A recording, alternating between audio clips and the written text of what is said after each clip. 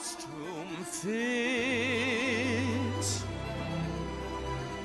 Bold colors, let's express it. We'll paint it red. Cut deep on new aesthetic, don't forget it.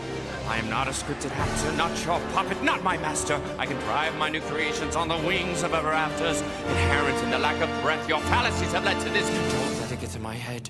Pause and think instead.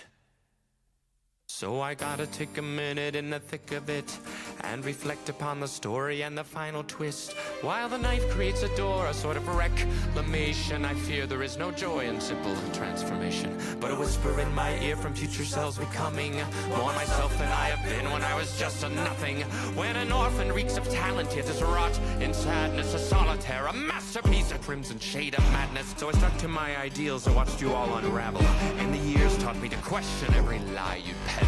And I knew that if I wanted change, I had to meddle. Burnt it all right to the ground, and it helped me settle. I am free, what I choose to be. When I cut away the shadows holding back my dreams. And if I ever fail, I'll be an idol still. I will rise renewed,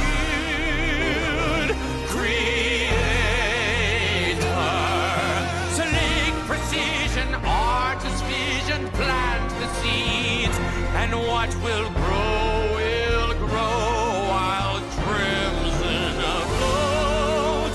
This is my duty to create enigmatic fate. Every picture that I've ever painted has been a twisted joke, a way to comprehend my fate. And now you're standing lonely with no truth behind you.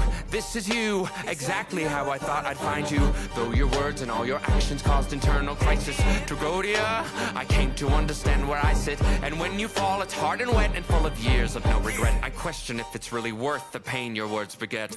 Your soul in debt despite a moment's satiation. The cold hell of manipulation. Does it take a shadow flickering with light to show me, or a flower bathed in white to dance to get me growing? Does it take a blade to cut through all the lies forgotten? The soul's a tricky thing at times, it can be rotten. Is it evil that I found you out and left you bleeding? A bitter taste from all the bile when I helped stop you breathing. Wandering Victoria with ghosts beside me, a sick parade of silence with my anger rising. Sorry if I left you stunned and waiting in the lobby. Sorry if I wrote new lines, all the old ones stale and corny. Sorry if the curtain opened up to shocking repertory. Intermission's over and we're wrapping up my story. I am free, what I choose to be. When I cut away the shadows holding back my dreams. And if I ever fail, I'll be an idol still. I will rise renewed, creator. Select precision, artist vision, plant the seeds. And what will grow while crimson flows. This is my duty to create enigmatic fate. This is not an outro, it's a new beginning. Not a win or lose, it's about committing. This is my ovation as you make your exit. No revelation, it's the prime directive. Stop thinking you're immune to a falling action. If you want a denouement, I can make it happen. Now I take the pen and ink for a brand new chapter. Now I write the epilogue, my forever after. I am making changes, and you know the shoe fits. This is now my story. I've created it. I've created it.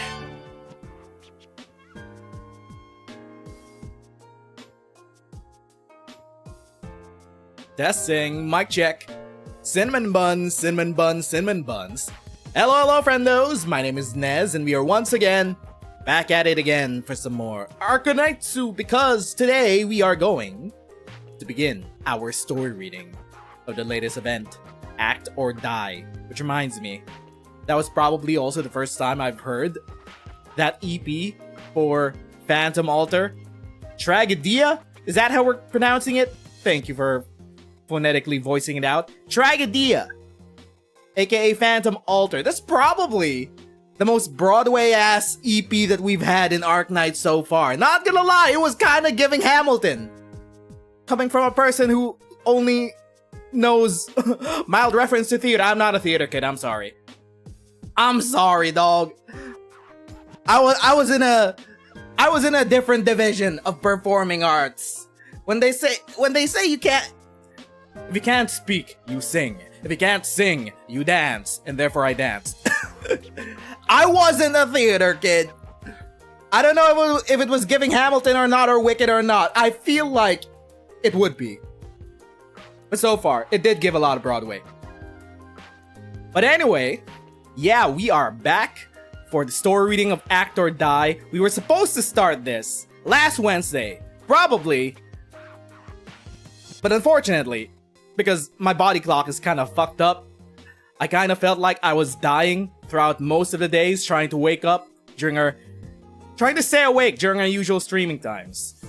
Now, we're just powering through it. I'm trying to get my body clock back in shape so we can stick with this time span. But we are once again back. We'll probably finish off the story reading before the event ends, so we're going to continue this. We're probably gonna have 2 big sessions of story reading. Hopefully the story won't be too long so that we could finish it within a few days. We'll probably do the last half of the story reading on Wednesday. I don't even know when we're gonna do EX stages. I've sort of tuned out of most of gameplay in Arknights so far. I don't even give a fuck about EX stages anymore. There's another side event going on in the middle of all of this, as usual. Yostar once again, overlapping events. And I kind of just lose track. Most of my day is just spent just playing Magic Arena. I'm not really pushed into the gameplay side of Arknights anymore. Long gone are the days. But we are still back in it, deep in it for the story. Let's finish this up before we start. Give me my summoner. That is not a summoner. Well, why didn't you give me a summoner? Give. That's not a summoner either. Alright, sure. So I don't really know if there's any other connection to this event aside from IS-2. Because technically, this should be the sequel to the story from IS-2. Problem is, most IS stories are segmented at best throughout multiple runs of IS. And you have to put things together on your own. It's not really a linear story that you would follow from beginning to end. You have to put different threads together from different runs and endings, piece things together. Look, man, IS-2 was the Wild West of Arknights storytelling. I don't even know if they updated IS-2 to reflect modern IS game design nowadays. I haven't checked back into any of the IS so far. I assume they have updated it, right? But yeah, that's all I'm assuming is the prerequisite homework for Act or Die. And I don't even quite remember what exactly happened in IS-2, aside from the whole troop situation with Phantom, with Shalem, Gaul. But apparently, all we need to know is that we're heading to Rankwood. We're heading back to Columbia. We're heading to Rankwood. Rankwood Boulevard, Columbia, USA. We're bringing theater all the way to the land of stars and glamour. All the way to Rankwood, Columbia. But we're not here for Phantom. We are here for the lady. I don't know when or where Miss Christine's gonna show up. I just want her to show up. Why are there so many cats? Why is that? I'm assuming she's a Beast Lord. What else? What else could she be? She's a Beast Lord. I just need her introduced right here, right now. Let's get things started. AD-ST-1. To incite a death. Bow and pay your respects to the eagerly awaiting audience. A fine show has already begun. The best part about this event is that it takes place in Colombia, which means we won't need to do accents. No more Italian! He leaves a bed of withered flowers. Unless, of course, we're gonna be forced to do French. They say it is a sign of a bountiful harvest. And hold up. I forgot. Pergor, turn it up. There we go. Oh my god! The soundtrack. I'm getting flashbacks to IS-2. I have not heard this in 2 years. And so some walked in the embrace of night. Some shared nectar before the bonfire, and some walked hand in hand, lost together where the story diverged. Are we getting a mini recap of IS-2? Shut the lips that sound the horn, he said. Close the eyes about to witness eternity, he said. Incite a young fowl to pick the fruit of pain, exile an infant to arrive at joyful death. Less of a recap, more of a musings. Weeds walk their own path, through tears, falsehoods, and riddles. He leaves the bed of withered flowers. He writes his epitaph into the stirring dust, waiting for the day when he gazes upon it.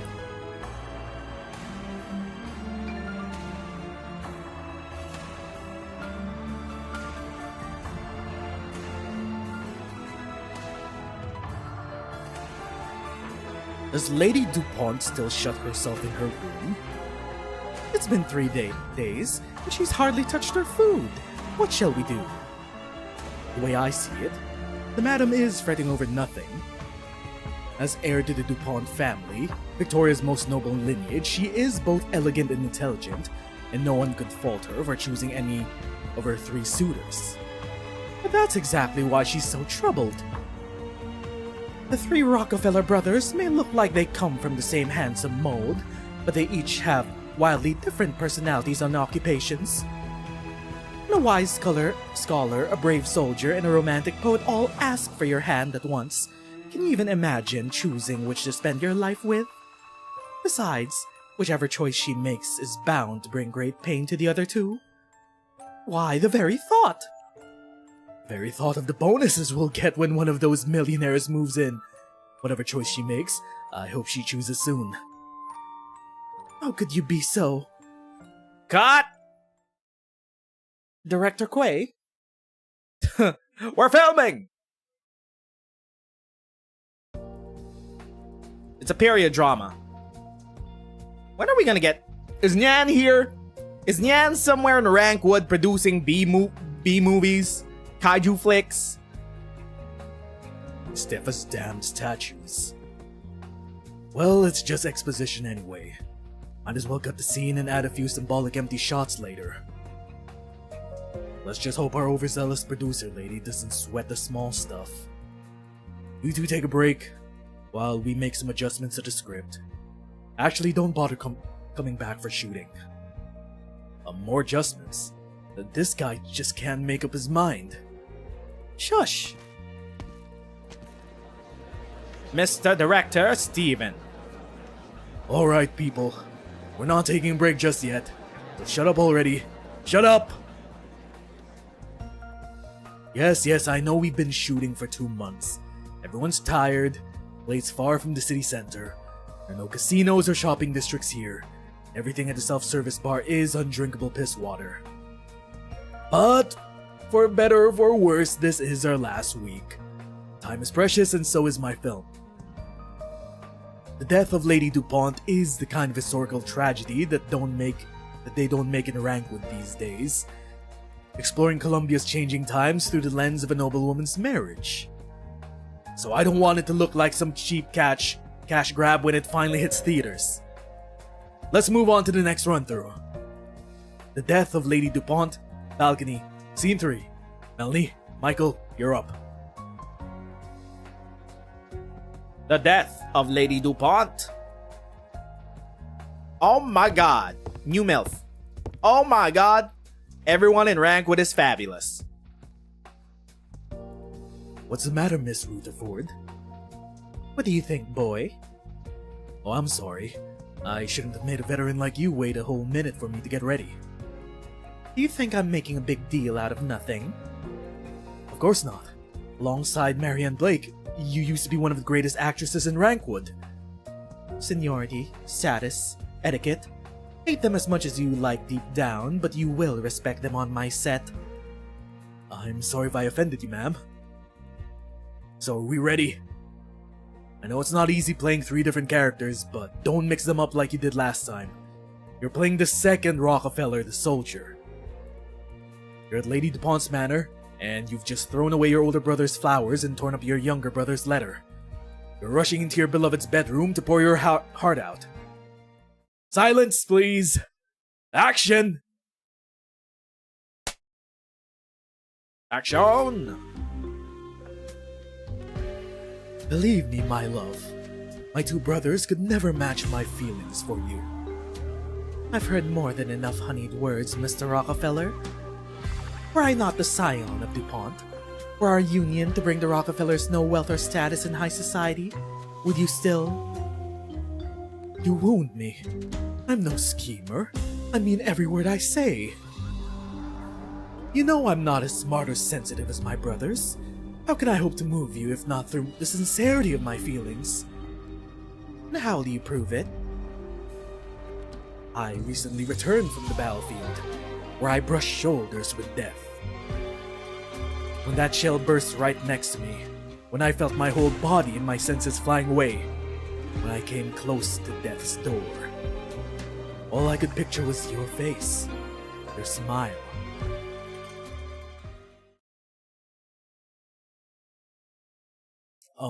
You have the next line, ma'am. Despicable. What? What kind of soldier would twist his face up like you did when speaking of the battlefield? You put so much honey in your words, you could stick a fly to the ground with it.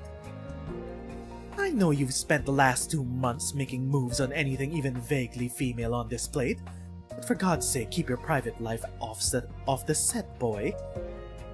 Not everyone will fall for the wiggle of your ears and the swoosh of your orange tail like that dumb blonde. Hey, yo, she clocked him! Dumb blonde? Marion? Dumb blonde? Marion, what are you doing here? Why wouldn't the costume designer be on set for the run-through? I need to see if the costumes are in order. Or what? Don't tell me you believe the gossip the rest of the crew's been spreading. Right, of course. There's no problem. Moving on. Michael, your performance needs to fit the character better, or it won't come off as sincere. The second Rockefeller's sincerity is the whole point. Without it, how can we possibly convince the audience that this is what pushes Lady DuPont to finally make her decision? You two can take a break while we move on to the next one. Abner? Holy shit, they got filmmaking technology in 2025. Actually, no. 100 Arknights AD after the first king. Whatever, dog. It's 100. I'm here. We need an evocative transition into the next scene. Gotcha. We'll go with the plan like we talked about yesterday. That's a sick rig. Red camera looking ass. Also, can you stay away from that metal rack? I'm worried the screws will scratch the camera. I can't tell if you're the winner of Rankwood's Best Cinematography Award or the least professional cameraman in town.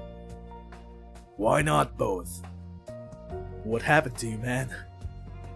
No need to make a fuss out of it. We're just introducing characters left and right. As Lady DuPont and the second Rockefeller's conversation fades out, the camera pans away from the balcony. It moves down the steps across a row of portraits and antique vases to the front hall draped with red curtains. Front door opens. The sound of wind and rain trespasses into the quiet manor. The camera follows and a black shadow enters the frame. It's the lady! It's a mysterious and elegant creature. It's La Criatura, who suddenly appeared on stage. Look at her! She is grace! She's beauty! She will scratch me in the face. What the hell's that black shadow? Is that a ghost? A prop? A hallucination? Somebody's Friedkin pet? Do none of you idiots realize what kind of havoc an animal like this could wreck on a film set? Just casually leaving. How dare you call her an animal? She's a lady of fine pedigree. Grab it, Abner. Don't let it mess with the camera rails on the ground. With what hands? Do you want me to smash the damn camera? It went your way, Marion. I don't have any free hands either. Are you prepared to take responsibility if the costumes get wrinkled? The producer would have a fit. Who's a producer? Is it someone we know? Someone stop it! She's just enjoying her life. Leave her alone. The mysterious and elegant creature darts through the set, weaving between the wires and delicate equipment laid over the ground, its two tails moving this way and that as cries are heard up and down the crowd.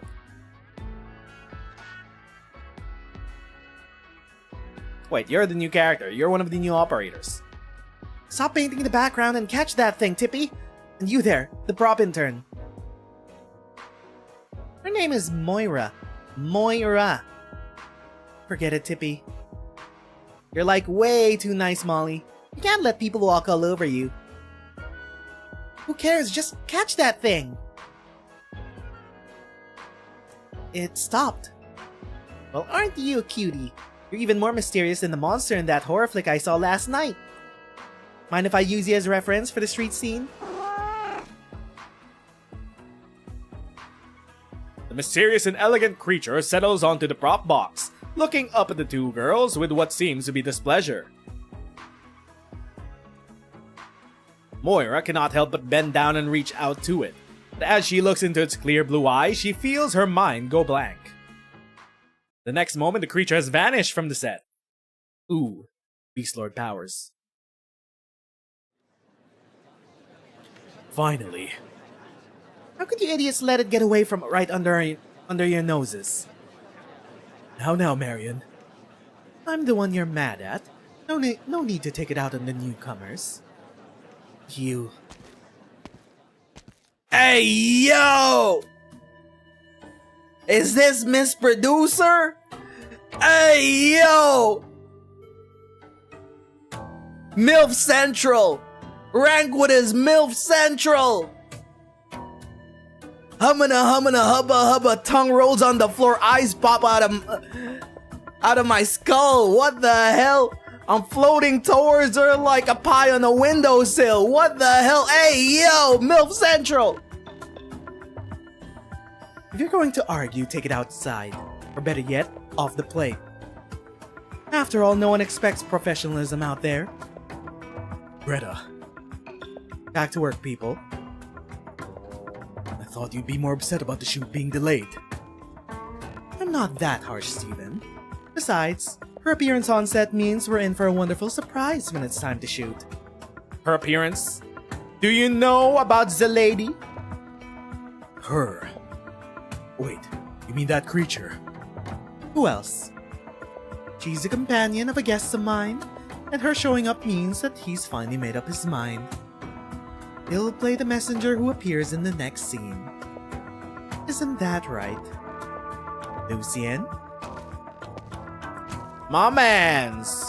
All the way here from that dank-ass IS-2 dungeon. From the stage to in front of the camera. We've traded in the theater for TV and film. This is a film, right? It's gonna be shown on the big screens. Our man's Lucien gonna be a film star. Actually, no, he's just playing the messenger. As you wish. Miss Christine is free. None may interfere with her intentions or actions. I apologize on her behalf. Hold up. We're making a last-minute cast change. Just for some pretty boy no one's heard of. It's only a minor role. No need to feel threatened, my handsome leading man, Michael. And it's not out of nowhere. Greta did give me a heads up earlier. Fine. I'm glad you've made your decision, Lucian. Film is a very different beast from the stage, so I understand why you needed to take your time thinking over it. But that costume fits you so well. I was right to invite you. I guarantee you'll be the next big thing in Rankwood. I can only hope. Well, we've delayed enough. If the actors are ready, let's get on with the run-through. I take it you've got your lines down, Lucian? I could recite them backwards. Alright then. Death of Lady DuPont, Front Hall, Scene 4. Action!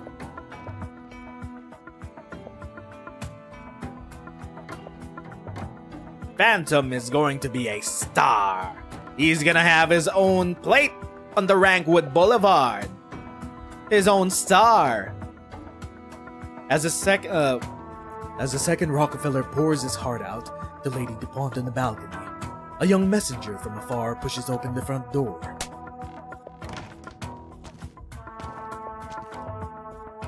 Hello. He's welcomed by Lady DuPont's brother, who always seems to have a lot on his mind. Oh, for God's sake, where's Sir DuPont? Dalton! Where the Hitchcock has he run off this time? Drinking again? Where's my coordinator? Jelly! We're here. Hey, yo, there's so many great character designs in this event. It's only the first chapter, dog! Eye bags? Holy shit, Rankwood is MILF Central! Real hag enjoyers are eating. Oh, thank goodness. I found him. I brought Dalton.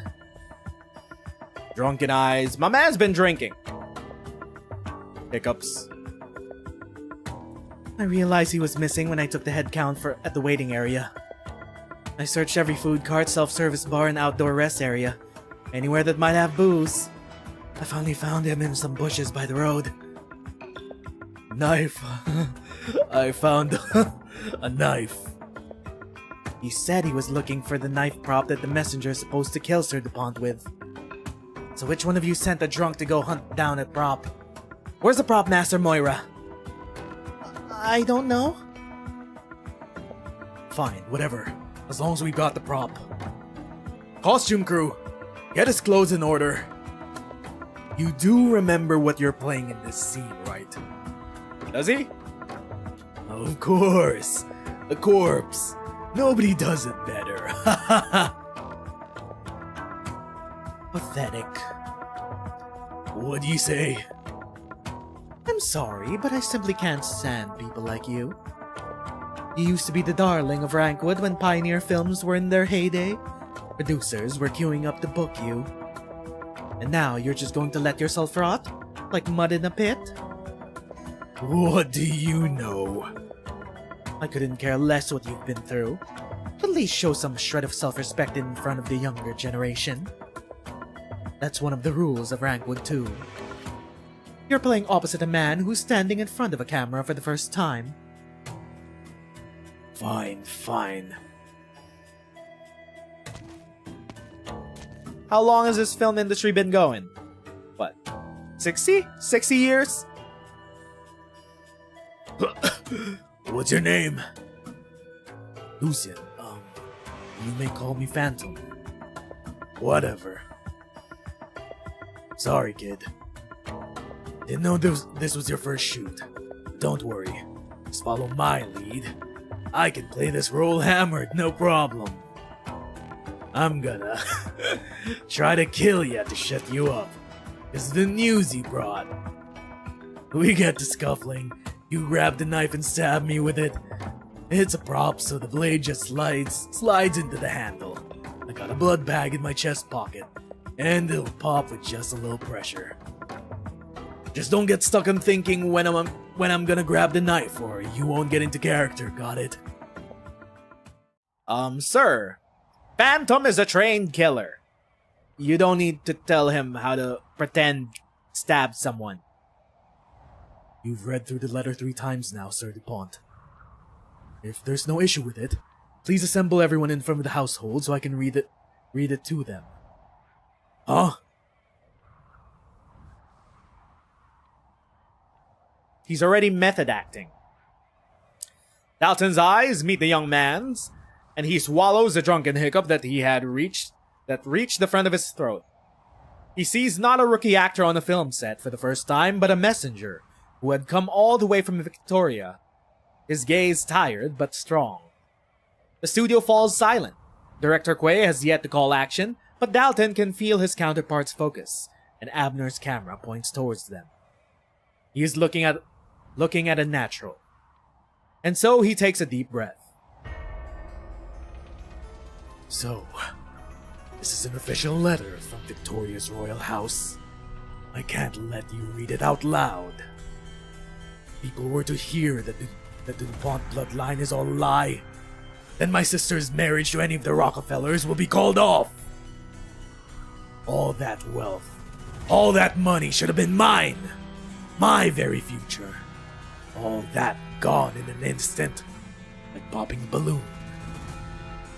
Can't you just leave, boy? Pretend you were never here. I'll give you money. I'll give you all the money that you want. You have no authority over me. You're just a messenger. What part of this has anything to do with you?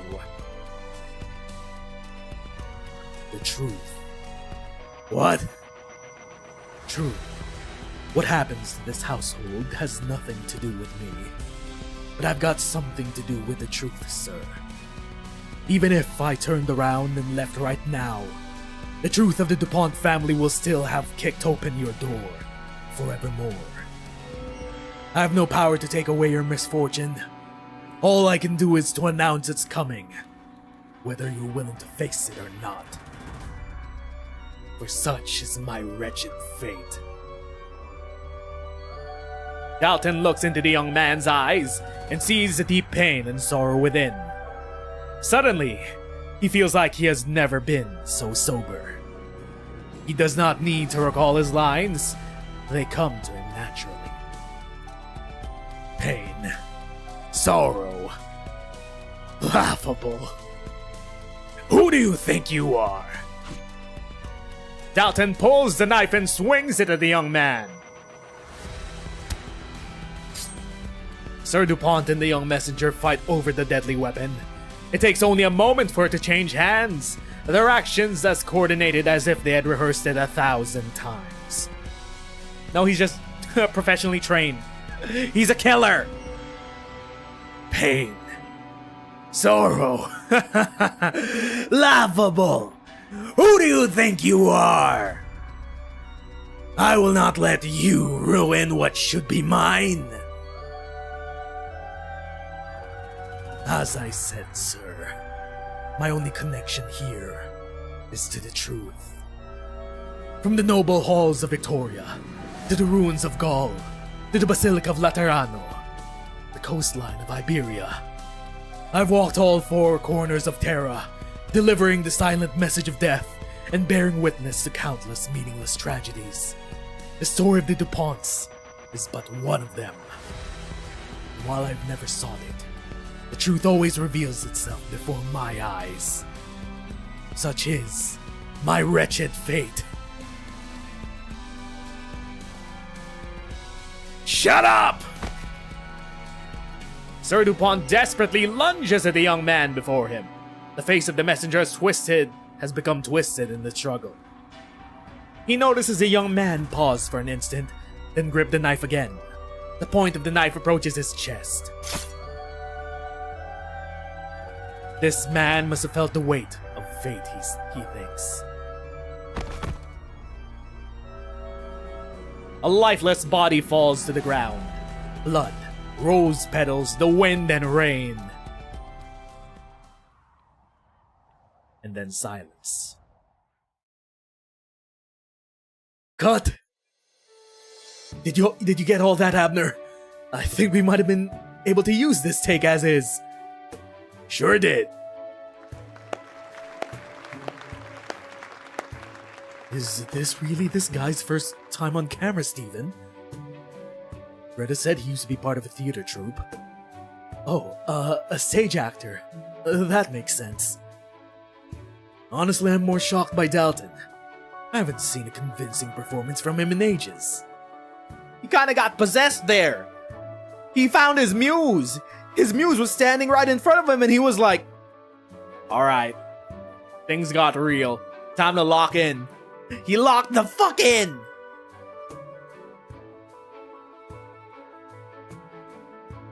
Also, Phantom was already locked in from the time that they met. Get up, Dalton. We're packing up. But if you want a drink tonight, I'm buying. Dalton? Why isn't he getting up? Check on him, Shelly. Wait. Was that real blood? Did we see a real assassination from Phantom? In broad daylight? It is as if the air has frozen. Dalton lies in front of the steps, not stirring even as Shelly dashes to his side. The blood bag in his suit pocket has already run dry, but the blood continues to steep from his chest.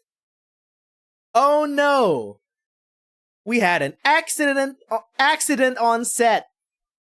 Surely we can cover this up before the film reaches theaters, right? Or are we just gonna settle this in a settlement? In a quiet little settlement. Out of court. Just to keep it low. We can always replace Dalton. We're in Rankwood, baby. We can't let a bit of drama ruin the fun. Sorry, got too real there. Filled with a terrifying thought, Shelly reaches out towards the red liquid on the ground with a trembling hand. Also, why would Phantom do that in broad daylight? What's up with him? A real assassination? In front of the camera while filming? He didn't give shit. He didn't give a shit. It is warm, sticky, and metallic. This is real blood.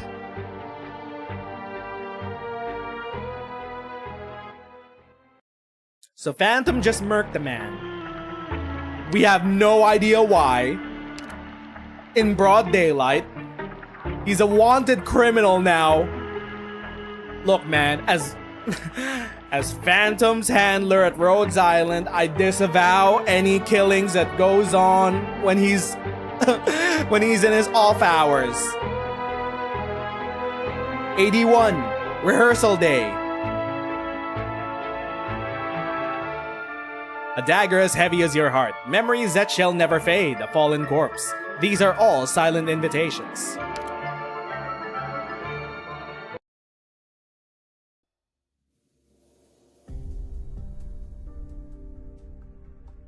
So, how are we gonna cover this up?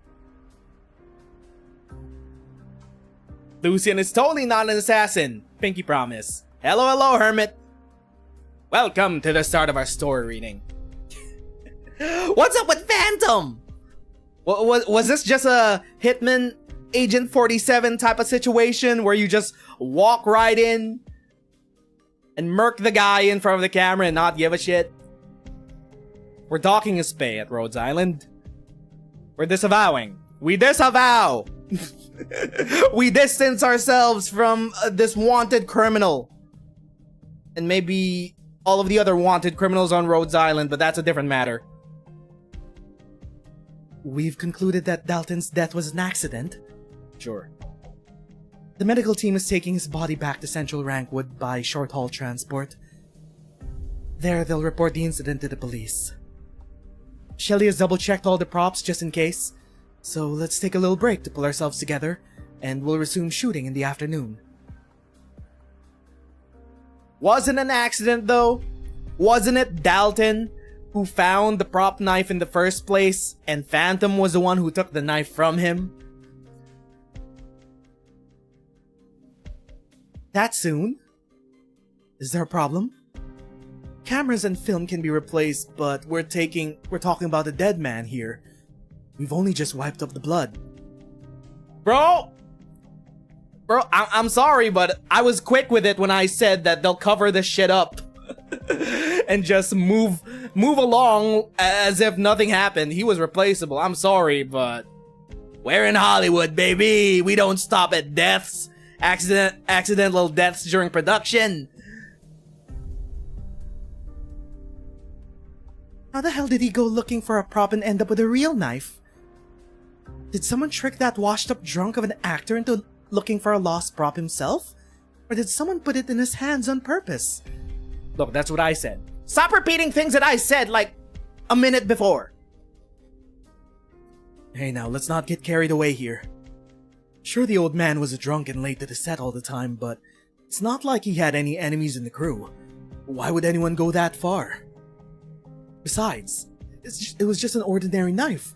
There are plenty of them lying around in the crew kitchen, in the convenience stores, even our own rooms. Maybe someone just mentioned it in passing to Dalton and then he... All I'm saying is that it's suspicious, okay? Then why don't we ask Dalton yourself, young Miss Detective? Look, I know you're all shocked at losing a coworker. I feel the same way, but there's something even more important we should be worrying about. We don't have much time left for the shoot. What was I saying, dog? What was I saying? I understand. I understand the dark side of traditional entertainment. To a T. I'm sure you haven't forgotten the studio plate is kept separate from the nomadic city. While it's still controlled by the central command tower, the film crew gets direct authority over certain functions, allowing us to drive it outside of central Rankwood. Oh, so we're basically an island. Rankwood is cut off. And once the lease ends, the studio closes down, and the plate returns on its own. Oh, this is just a filming plate. But more space means more cost. According to the contract, extending the lease will result in an expensive penalty, which will be reflected in all your paychecks. As a producer, it's my job to act in everyone's best interest and ensure the film crew can function. I agree. So do I, as both the lead actress and investor. Miss Detective here did remind me, though, that someone must indeed answer for this. Are we gonna throw Phantom under the bus? We just brought him here. Prop Master. Wait, what? No shot we're blaming the Prop Master for this. Why is she the scapegoat? Yes, ma'am? It was your responsibility to manage the props, and you've clearly neglected it. Even your intern was on set before you. I'm sorry, ma'am.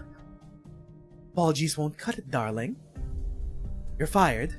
I suggest looking for a new job before our plate gets too far from the city.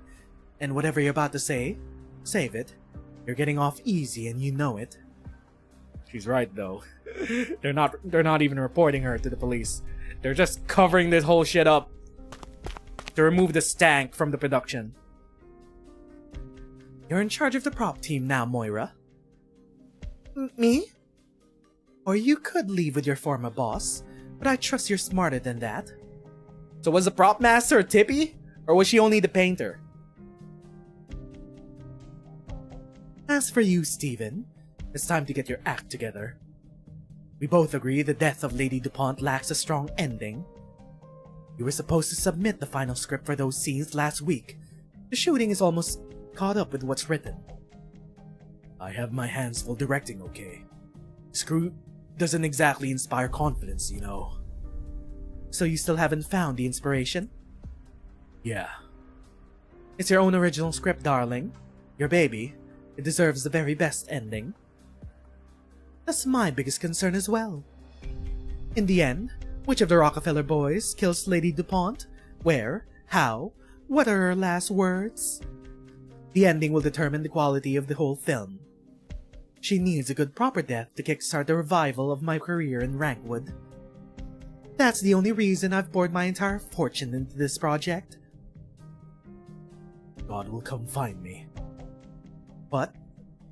Oh, In literary criticism, we often say that inspiration is like a god descending upon the author, using him as a vessel to write upon death and rebirth, destruction and hope. Anyway, don't worry. I'll finish the story. Good. Then you're dismissed. So get to work. We're not gonna address the elephant in the room? Really? No one's gonna ask Phantom whether he, I don't know, swung that knife a bit too hard on purpose? Miss Stone. Miss Stone. Her name is Shelly. Wait, no. That's the name of red-haired woman. I need to talk to you about something. It's important. I think these two should kiss and make out and do sloppy toppy and maybe a few other obscene things. I don't know, just a thought. I know what you want to say, Shelly, but now's not the time. I have to go check on Lucien. This is his first film and his first day on set, and something this serious happens. I can't have him running away on us, now can I?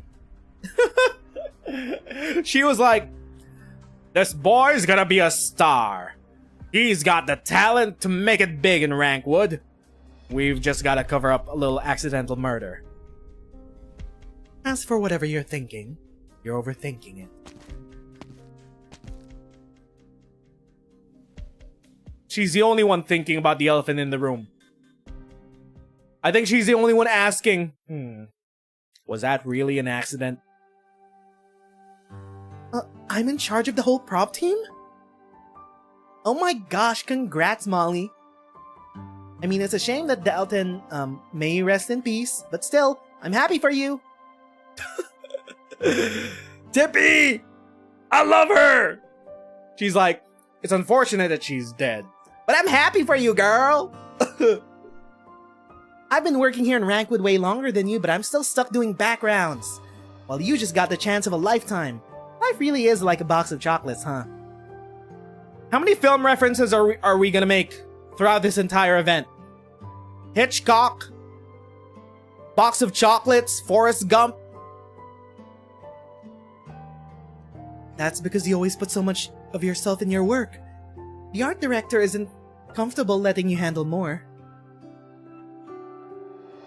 But I'm just a girl from the Pioneer Zone who's good with her hands and came here looking for a job. Can I really do this? Yes, amount of references. Got it. If the producer says you can, you can.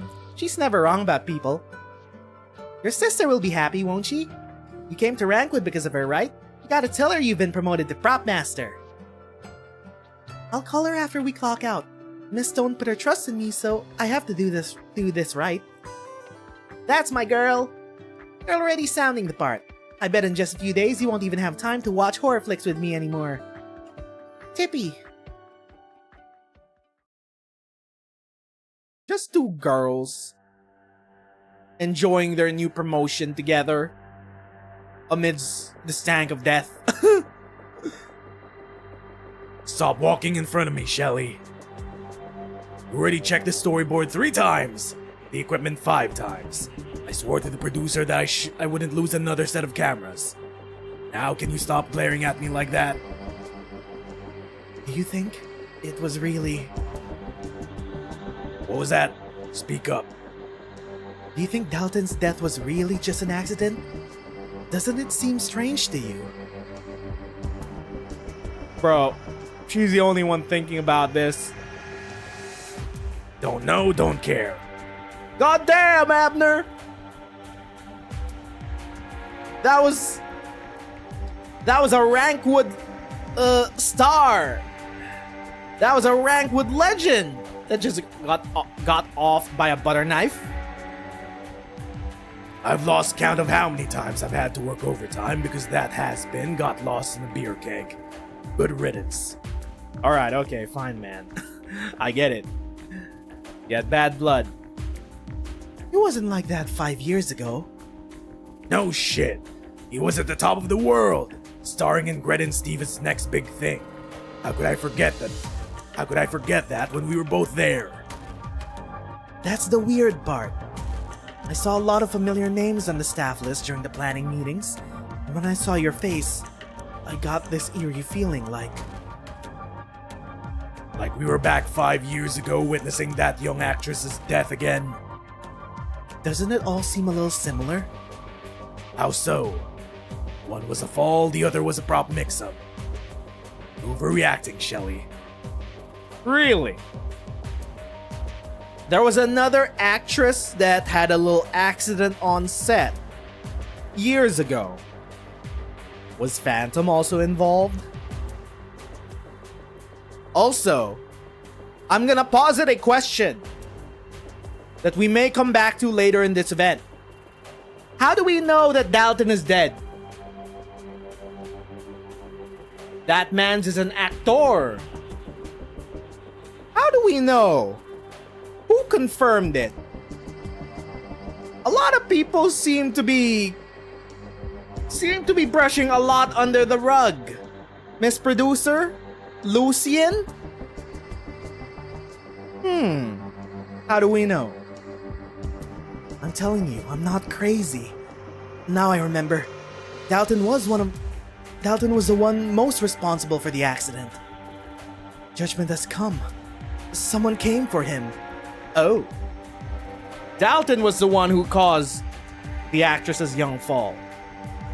actress's fall. Just stop already. Stop scratching your arm and stop coming up with this nonsense. I told you, if what happened still bothers you that much, get therapy and stay away from the set. We're just ordinary Joes shooting crappy movies for a living. Nobody gives a flip about us, Shelley. You hear me, Shelley? I mean, he's not wrong. At the end of the day, they're just on the job. They're still getting paid, but also it's like, I hear it. Something's coming for us. Shelley's kind of losing it.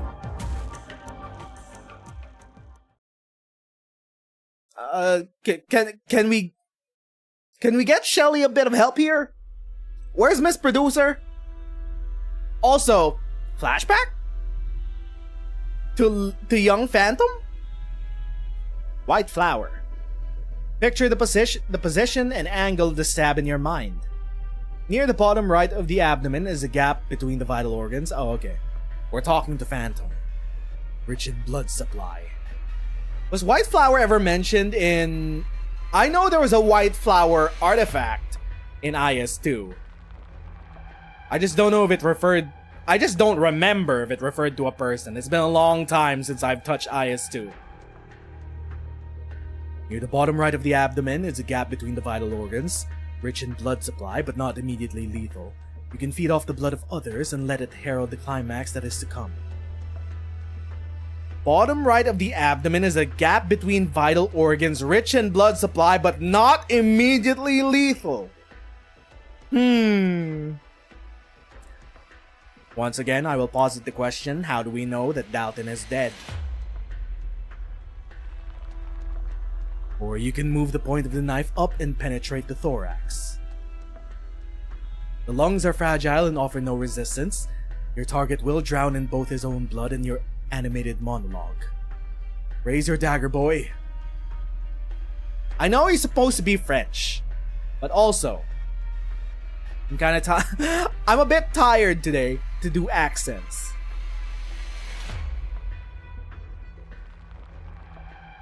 Otherwise, you're just gonna hear me go, no, we're not doing that. Not doing that today. I gotta summon the French inside me before I could do one to do white flower justice. Think back to the segments we've rehearsed. You've done well. There's only one step to go. Stab. Let the point of the knife know how it feels to stir the organs and sever blood vessels. They are a bit theatric. He was part of the troupe, so everyone that Phantom was around in his childhood was probably a diva. They're all part of the theater troupe. Let the point of the knife know how it feels to stir the organs and sever blood vessels, and let it listen to the sound of the heart beating. Meanwhile, young Lucian was like, what the fuck? Are you afraid? How ordinary. Oh! That's the boss! The troop leader! That's the gameplay boss! What is he? A type of jaguar, type of feline, like Silver Ash? He's not afraid, he just doesn't understand. He's still not willing to practice stabbing. He hasn't spoken a single word since he took up the dagger. Who is this Hisoka looking ass? Who is this diva? Go prepare for tomorrow's performance. I will instruct him myself. I see.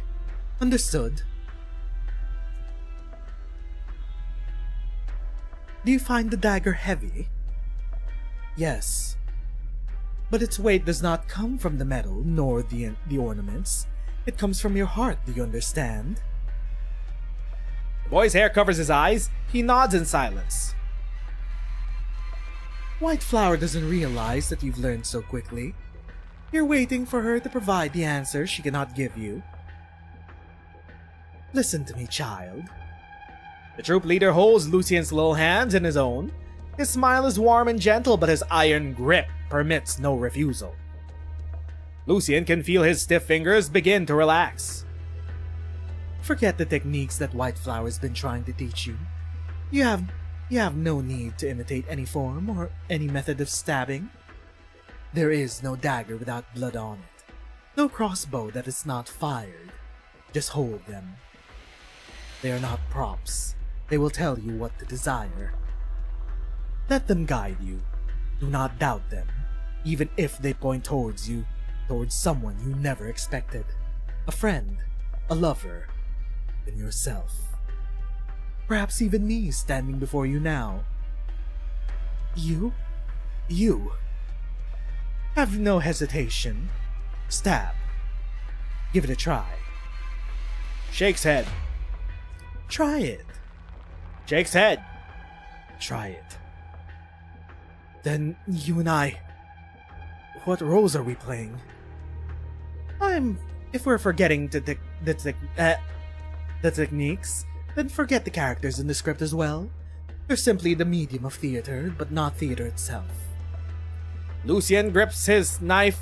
The troop leader lets go of his hand and kneels in front of him, so that their gazes are almost at level.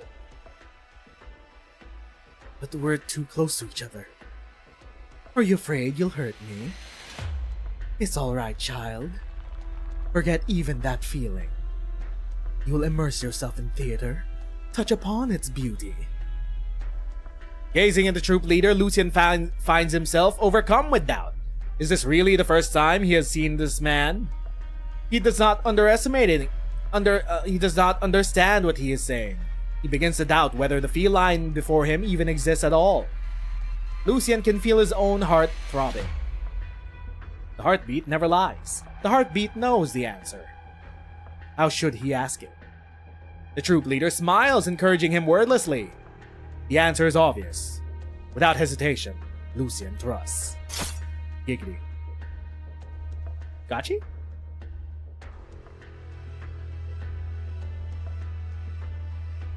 Did you feel it? Lucian's hands are trembling. He feels them grow weak, almost letting go of the dagger. The troop leader has not moved an inch, not even a flicker of expression. Lucian is certain his knife found its mark in the man's body. He heard a sound, felt the pain that should not have belonged to him. A strong, willful pain. He had been silent since he came to the troop.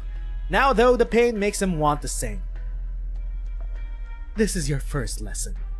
All stories leave behind only certain emotions or... Troop leader pauses. Lucian casts a questioning gaze and meets those golden eyes. A bond so tight it cannot be broken. You're a natural actor. You should study with me. Think about it, then come and find me. I will never be an obstacle to you, Lucian. Still though, Who's this Hisoka looking ass? We know you're gonna be an obstacle, you're a fucking event boss.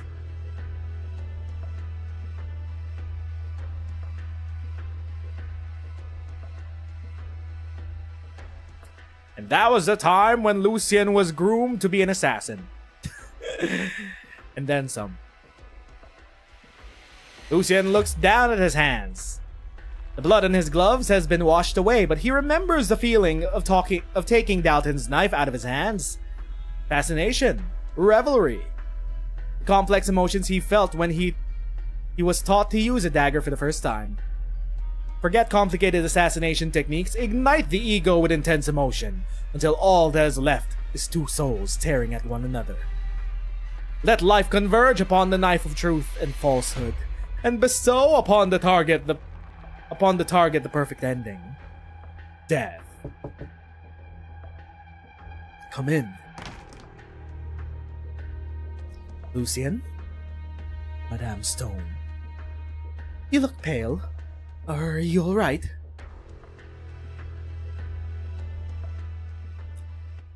I'm still very suspicious of the producer lady. And we just very quickly disposed of the body. Not even a confirmation from maybe a coroner or some shit. All I'm saying is, it can't be as simple as Phantom murking someone in broad daylight.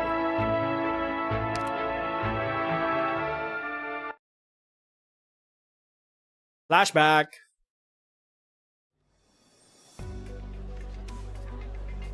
For our friends joining us for the very first time, if you're here for the exquisite Yanni's calligraphy or rare Sargonian treasures, I suggest you save yourself some time and leave now. This here is a script auction, unique to Rankwood, where unfinished ideas, drafts, and their associated copyrights are up for sale. As such, unlike traditional auctions where anything put up must have its authenticity verified, we offer no guarantees as to the value of these items. Whether it has marketing potential or artistic value, whether it will become the next Rankwood's next timeless classic or a forgotten flop. That is for you and you alone to decide, my dear audience. To protect the intellectual property of the items on auction, you are asked to put away your terminals and turn off any recording equipment. And without further ado, allow me to introduce the first item. The Death of Lady DuPont. A story of love and hatred taking place in Colombia, involving two blue blood families in changing times. Bidding starts at 100,000 gold certificates. Who wants this slop? 100,000? We have a bid for 100,000 from the gentleman in the back. 150,000 from the pretty young lady on my left. Anyone else? 150,000 going once. 150,000 going twice. 600,000. Dang! That's like 5 times as much. 4 times? 5 times? 4 times. I'm bad at math. Miss Stone, are you here to ruin my auction? Placing such a high bid for the first item will only make the rest of it seem like an afterthought. Is this the flashback of when we first got the script? Why was Greta so all in on the death of Lady DuPont? I have no interest in slowly inching up the price. I simply bid what it's worth to me. I understand that it's your style to gamble lavishly on scripts, but think of your finances. Didn't quite a few of your recent films flop? Are you sure it's wise to spend so much? I can afford your fee. Smack that hammer of yours, old friend. You have a rather talented young man here, and I'm willing to have a conversation with him. Talented young man? Did they auction Phantom off? Whiskey, please. No ice. Or is this where they met? Would you like one too, my friend? My man's is in uniform. My doctors advised me to refrain from drink. That accent? Are you from Sargon? Interesting. That stern, sullen complexion of yours could not be more Victorian. Tell that to Pepe. Sorry, I just had to drop it right there. It was too good of a layup. It was too good of a layup. I'm sorry, man. It's the first thing that came to mind.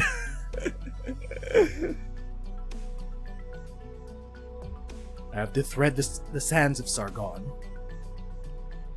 But I was indeed born in Victoria. You switch between languages at ease, and your accents are flawless. But from what I can see in your habits, those aren't the only two countries you're familiar with. I've been to Bolivar, Syracuse, Lithuanian, Wimbledon, and now Rankwood. The entertainment capital of Terra. Pleasant weather, lots of sunshine, the perfect place to shoot movies. So, what brings you here? Research? Pleasure? Or perhaps you're like everyone else who came to seek fame and glory? Most of whom end up on the extras market, fighting over bit rolls to make ends meet. I'm looking for someone. I've tracked his shadows across many lands, over the span of many years. Oh, who? I know all the film crews, whether they work downtown or on nomadic plates. Maybe I could help. That won't be necessary. I see. Fair enough. What a shame, though. If there's nothing else. My name is Greta Stone. I'm a producer here at Rankwood. A rather well-known one in the industry, if I might add. I took you for some son of a noble or some film student who came to try your luck and was hoping to invite you to join my film crew. Everyone who comes to Rankwood Script Auction tends to have a passion for artistry, and I must admit, you have a rather unique aura about you. I was once an actor for a small theater troupe in Victoria. I knew I was right. You were born for the silver screen. But I suppose that's all moot if you have other business to attend to. I guess I'll be going home empty-handed. Can I see the script? Of course. This rough draft is just a starting line. I'll give it time, manpower, and money it needs to become a masterpiece that will leave its mark on cinema history.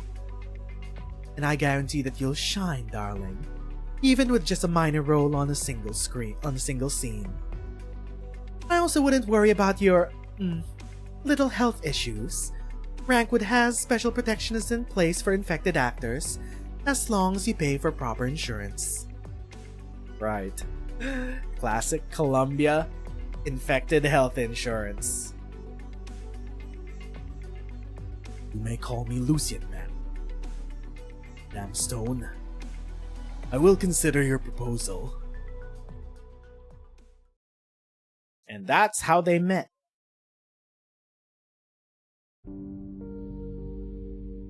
Also, didn't we have this suit and tie as an actual skin for Phantom, or am I tripping? Let me apologize again, Lucian. This is your first time working on a film and you signed the contract after careful consideration. You deserve to experience the joy of cinema I promised you. But who could have imagined such a terrible accident happening on your first film shoot in Rankwood? Yeah. Accident. That's right. I'd understand if you need some time to process things. I'll have Shelley reschedule your next scene. But I'm afraid there's no way to cancel your contract and leave the cast now. The plate has already moved beyond the range of short-haul transports and won't return until the lease expires. I'm not leaving. And there's no need to reschedule. Are you sure? Trauma like that could easily affect your performance, let alone your daily life. I'm no stranger to surprises on the stage. Performing on stage like you used to definitely has more unpredictability than in front of the camera. Still, they're just plays. Plays, perhaps. The lady has entered the scene. The mysterious and elegant creature once again shows up by Lucien's feet, rubbing herself against the feline's calves, seemingly oblivious to Greta's presence. Are you sure you don't need to rest, Lucien? I wouldn't mind letting you enjoy Miss Christine's company a while longer. She's looking forward to the next part of the story, as am I. You're much calmer about this than I expected, but I suppose it would be tactless of me to say anything more. Then I'll see you on the set tomorrow.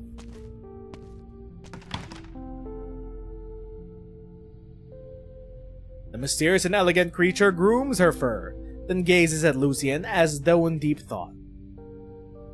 Miss Christine? Her two tails sway freely in the air, drawing blurry shadows. She floats up and orbits Lucien's shoulders, perhaps observing, perhaps savoring. She can float?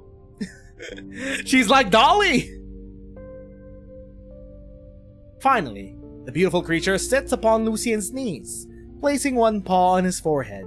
Lucien feels a comforting warmth. She can make a heart with her two tails! Tart. Astringent. Lucien hears a mysterious voice in the empty room. He does not bother looking for its source, instead gazing into Miss Christine's eyes, still as a statue. He knows she is projecting these words into his mind. Stealth and silence are your ways of avoiding trouble. You rarely talk unless necessary. Do my emotions taste that bad? It's not a bad flavor. I like trying new things, even if they're not always to my taste. What are you thinking about? That long-winded snake could not have incited such complex emotions. She just called the producer a snake. One of my many memories of my life in the troop. Troop leader saw that I was a fast learner and personally instructed me in the use of weapons. When I held that knife in my hands, I felt exactly the same as I did that day. Then I understand the spiciness and the sweetness of the aftertaste. The conflicts and struggles you experience at the troop, those things humans call pain and tragedy, have been transformed into an alluring meal. I like it. Even after killing him, I've continued to search for him. The remaining troop cultists, strange rumors in remote villages, and that ostentatious mark. Along the way, I've been trying to verify a hypothesis that has been floating in the back of my mind. Oh, okay. They were part of the troop. I get it now. They were troop cultists. To the god Wait, I just realized. Isn't Tragedia the name of one of the bosses in IS-2? Why is that the name of Phantom's altar? Thinking emoji. I'm putting two and two together. Hold up. Maybe I'm not just sleep deprived. Maybe I'm cooking. That perhaps he has come back to life. Who is he? Which he? The story that the snake is filming has quite a strange flavor. One that is most addictive. Thank you for reminding me. While flipping through the script, I saw the twin-faced seal of the troop engraved in the gaps of these pages. Wait, the script was also a troop thing? What seems coincidence for the characters is always the deliberate design of the author. Madame Stone, seemingly unrelated to the troop, has become our guide. Wait, is this... Hold up. Is this script cursed? Is it some kind of Horcrux? Is this a summoning ritual to bring back Tragedia? Hold up, maybe I am cooking. Yet I'm still not certain. The riddles he left behind are mixed with lies and half-truths, as we know only too well from these past 10 years. That is until Dalton died by my blade today. My memories of the past were awakened by the familiar sensation. This is an invitation from him. Otherwise, we could be talking about the Hisoka-looking motherfucker. I think we've come to the right place, Miss Christine.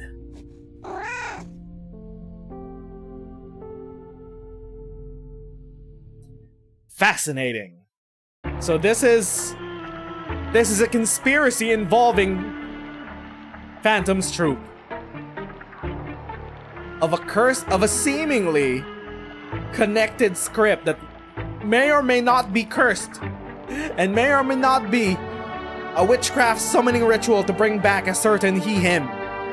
We're still being a bit vague about the he/him. I'm assuming it's Tragedia. Hold up. 82. Rehearsing a tragedy. Look, stepping to the beat of death, they begin walking towards their predestined endings.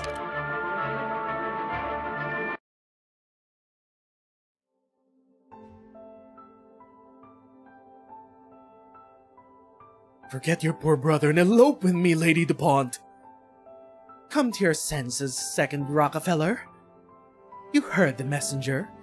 There is no Lady DuPont. That nobility and elegance, intelligence, everything you loved about me is but dust in the wind. I'm not worthy to be your wife, not yours, not your brother's. I'd still love you, even without the DuPont name.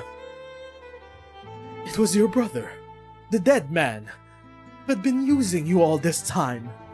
You're an innocent victim in all this deception. Don't blame yourself. But the reception hall is filled with guests, come to pay their respects. The name DuPont may be an illusion, but it would not be appropriate for me to leave this house right in front of them. Don't worry, my love. I know a way to leave this manor now and be free of these family conflicts forever. How? Have you forgotten? I'm a soldier. Look. This is... I made this wire from materials I found in the storage room. It will take us from this balcony, across the garden, and into the forest behind the manor. Come with me to the place where wealth and status don't matter. Back of my throat is getting kinda itchy. I don't know why.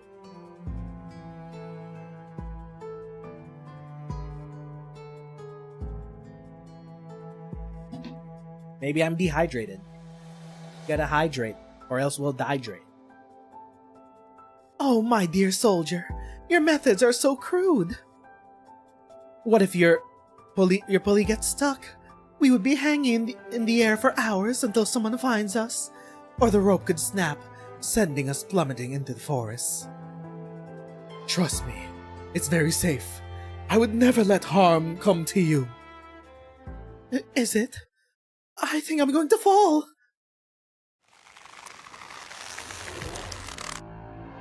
No. Hanging wires, pulleys, falling, falling, falling. Someone just fell! Call the ambulance now! There's blood everywhere!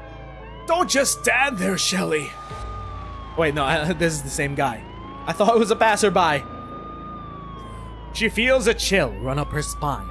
She cannot even move her fingers. The sound of fraying cords pull at her nerves. I thought this was a period piece. Why are there fucking police sirens? What decade of Victoria does this take place in? What on terror happened? An accident caused by an aging wire rig. The case is closed, just like that. Someone died. No, the two accidents were not alike. Dalton died from a stab wound, while the actress from 5 years ago died from a fall. Oh. Wait. Oh! Is this a flash? Oh! This isn't a flashback either. Wait a minute. Did they kill off my MILF? Wait. She hears the ominous sound again. Where is it coming from? Shelly? Shelly! Get away from there! The container is about to fall! Wait a minute! Hold up! How many MILFs are we killing in this event? Fall. Shelly looks up in a daze. What do you mean there are dangerous containers just lifted out of nowhere on this set? What is this? Looney Tunes? The container hanging in midair is coming closer and closer as though she is the one hanging in midair, and she is about to fall. As it fills her vision, a shadow appears next to her, and a pair of strong hands grabs her by the shoulder. Phantom, baby! Shelly feels the world spin. By the time she comes to her senses, she's standing on the other side of the set, safe and sound. Lucian, thank you. Bro, how many accidents on set are we gonna have in a single... in a single week? You can let go now. Oh, sorry. Not you. Moira, yes. You can let go now. All right. Only then does Shelly see the small frame of the prop master grabbing the rope connected to the container with all her might, her arms trembling and her face red. She saved her! Only when Lucian repeats his words does she slowly release it. You're too on edge. It's my job as prop master. What happened? We should be asking you that. Sure, these containers are getting old and need to be checked to ensure the ropes don't get loose, but... Are you out of your mind? Not only did you interrupt the shot by screaming out of nowhere, you didn't even budge when that thing was about to fall on you. What could have spooked you like that? Is this your first time seeing a wire rig or what? Bro, she's just a bit traumatized. Whoa! An actress fell to her death years ago and Dalton died like yesterday. She's a bit on edge for a good reason. Also, she was close to becoming a pancake. I don't know if that was part of the plan, but... Kismet, Phantom saved her. No, seeing Melanie and Michael brought back memories of that fall years ago. Go take a break, Shelly. You're getting in the way of shooting. Miss Christine just casually leaping over the prop box. Brushing against Lucian. No, I mean, I just spooked. I was just spooked by that mysterious black creature running around over there. Sorry, please continue.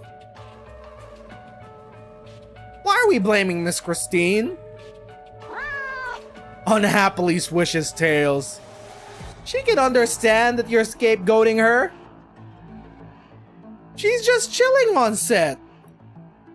Apparently feeding on the emotions that everyone has. Somehow we set that up. She feeds on emotions. You know, Shelly's not half bad looking, but she's always so jumpy and it makes me so uneasy. She's a girl failure, get used to it. Shame that scene was interrupted. I was just getting into my role. Getting into your role?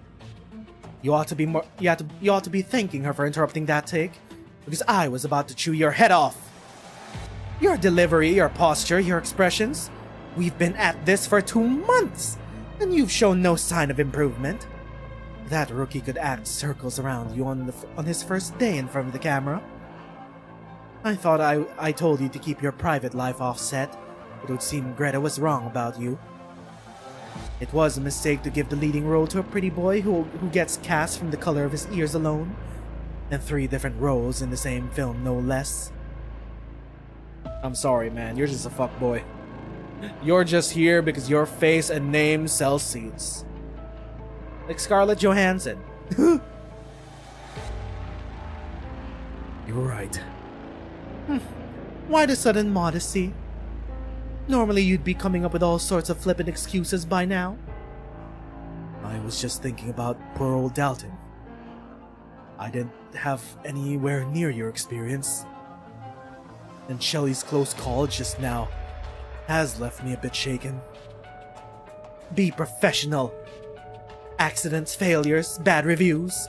You'll never make it in Rankwood if you let the little things like that affect you. I could learn a lot about you in that regard.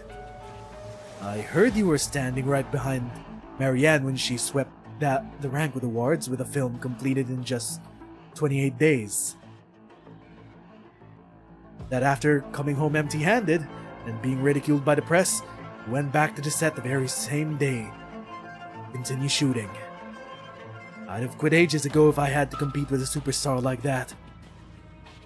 And what's that supposed to mean? It's kind of a backhanded compliment. I didn't mean it like that. You've just been so calm in the face of Dalton's death. I just wanted to know your secret. That's all, I swear. Secret? Darling, there is no secret. It's only because I don't know him that well and had nothing to do with this accident. He was just a co-worker. You, though. Why is his death affecting you so much? Were you involved in it? That's a lot of ellipses. Hey, yo, why the silence, my guy? Silence speaks louder than words. Also, Shelly, we might need to get you to a therapist. No lie. Could it all be a coincidence? Am I just imagining things? Should I see a psychiatrist? 3 questions. All yes. A few no's. Okay, maybe 1 no, 1 maybe, 1 yes. Not gonna expound on which. Huh? You shouldn't use Miss Christine as an excuse. Is this Phantom? Who's there? She wasn't where you said she was, and wouldn't have run around in the way that would disturb you. Please apologize to her on my behalf. I will. What is it you're afraid of? What I'm not afraid of. After that accident on that set 5 years ago? I know that look. Curiosity. I mean, I can tell you it's not exactly a secret. I could find out with just a little digging. Her name was Laura. She was a rookie actress in Rankwood who caught Greta's eye. Extremely passionate about her work, but knew nothing about the unspoken rules of the business. Dalton was already an alcoholic at that time. He was still a big name. He decided to put her in her place by adding extra scenes that kept her in a wire rig for 6-7 hours. Until the wires broke, and she fell to her death. The way the blood spread out from under her, it was just like what happened to Dalton. Lucian looks at Shelley's arm. There are marks of self-harm all over it. Signs of the impact the incident had on her. Hey, yo, Arknights! Hey, yo! Self-harm discourse in my gacha game?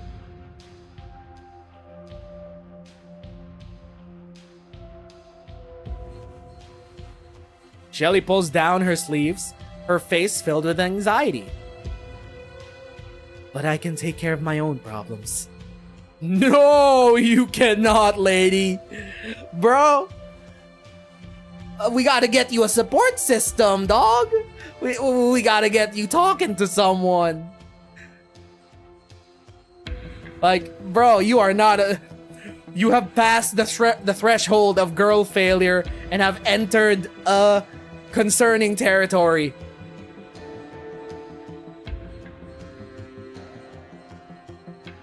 underestimating those problems. How very woke of you, Lucian. Understanding a woman's self-harm problems and her emotional turmoil and trauma.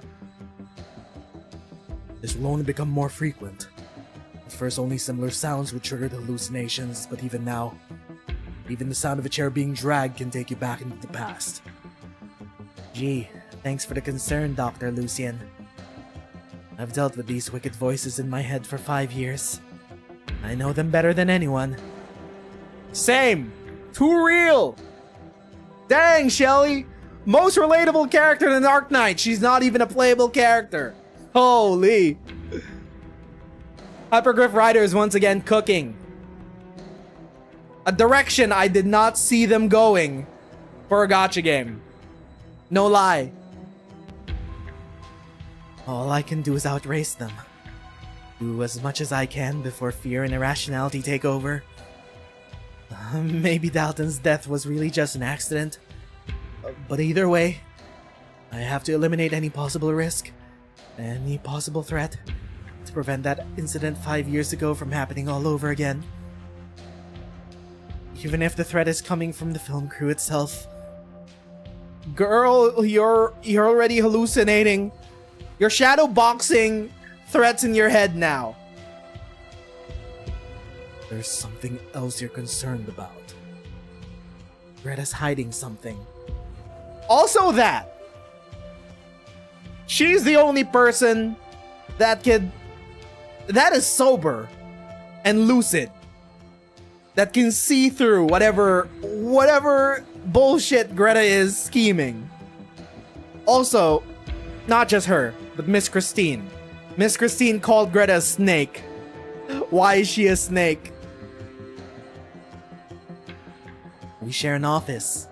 I saw a strange document on her desk before the plate left Central Rankwood. She stopped me when I was about to open it. What if she's working for the troop? That thought just came into my mind. What if she fully understood the ramifications of the script that she bought for 600k? What if she's known all along? Has known about Phantom all along? I still think the script is probably a Horcrux summoning ritual for whoever they want to bring back. Tragedia? The rails just keep piling up. But everyone I know who was back there then and went through the same thing would rather not bring it up. No way we can talk about this with each other openly. Now I'm being constantly interrupted by these voices and hallucinations. Pain can mitigate them. What did he say? He said, pain. It won't rid you of your anxiety or panic attacks, but it will give you time to breathe, to do what you really want to do, and solve the unsolved mysteries. Voices and shadows hide in tiny corners, impeding and distracting you as you try to find yourself. Bro, what's up with this chapter? Line per line, Hypergriff is just writing fire, dog! What is this? What are these musings on... What are these musings on self-harm and depression and trauma in my gacha game? Didn't expect this from the Rankwood event, but I'm all in, dog. Cook! Cinema! Kino! Cine! Pain is one form of resistance, though fingernails alone may not be enough. Ooh, ooh! Ooh, she didn't even use like a tool. She used her fingernails to self-harm. Ooh, that's an ick. Ooh. The tip of a pen or a knife, with the proper application of force, any sharp object can be of help. Also, Lucian, I don't know where you're going here. Why are you giving her tips? Why are you giving the traumatized woman with depression tips on self-harm? Lucian, where are we going with this conversation, dog? The tongue, the back of the hand, the top of the thigh, Those areas are much more sensitive to pain. Okay, slow down, Lucian. I disavow! I disavow as the doctor of Rhodes Island. I disavow all these tips on self-harm. He's look, man, he grew up as a theater kid. He's a bit autistic. He don't got internet. He doesn't know. He doesn't know social cues. He doesn't know to talk to a person like this. Oh. I disavow. I disavow. This employee of Rhodes Island is responsible for their own words and actions. They do not represent the company that they work for. You're a weird guy, you know that. You sound like you know what you're talking about with these hallucinations. Have you ever had to calm yourself like that? Who are you?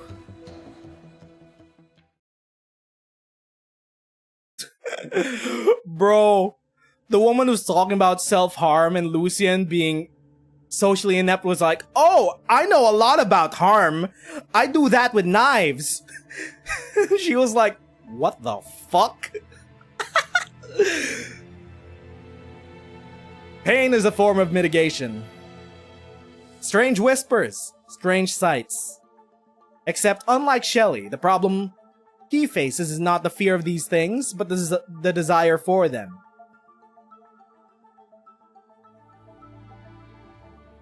Lucian hasn't returned the Originium phonograph yet. Nope. He must be anxious. Didn't White Flower say he's had trouble sleeping?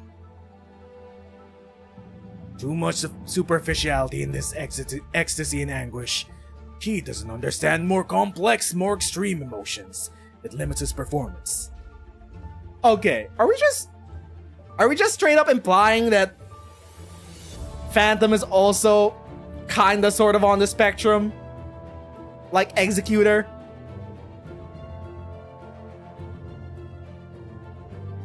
But he's young. Why the rush? It's been 6 or 7 years since Lucian joined. With his beautiful voice, he was considered a rising star at first. The leader instructed him personally. But he's hit a wall now that he's finally had a lead role. Listening to those records won't solve anything.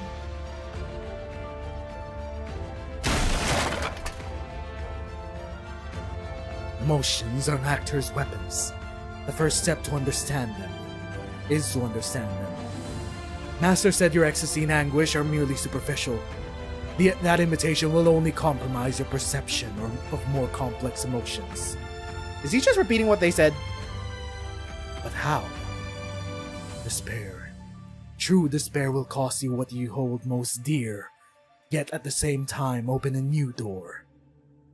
You will listen to the whispers you will never listen to. Witness everything you have never witnessed, and understand all the emotions you never understood. You shall become drama itself, the mirror of all things. Like this. Lucian destroyed his own voice. My man's just method acted his way to cutting his throat. Originium pours into the wound, and he is inundated in pain and despair. Okay, I got it. I got it. Look, man, Lucian may be a bit socially inept, but he was trying to empathize with Shelley.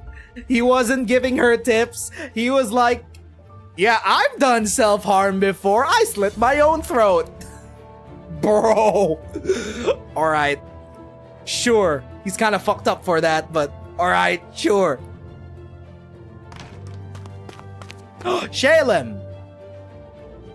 Blood. Oh. It's alright, Lucian. I'm here. What happened?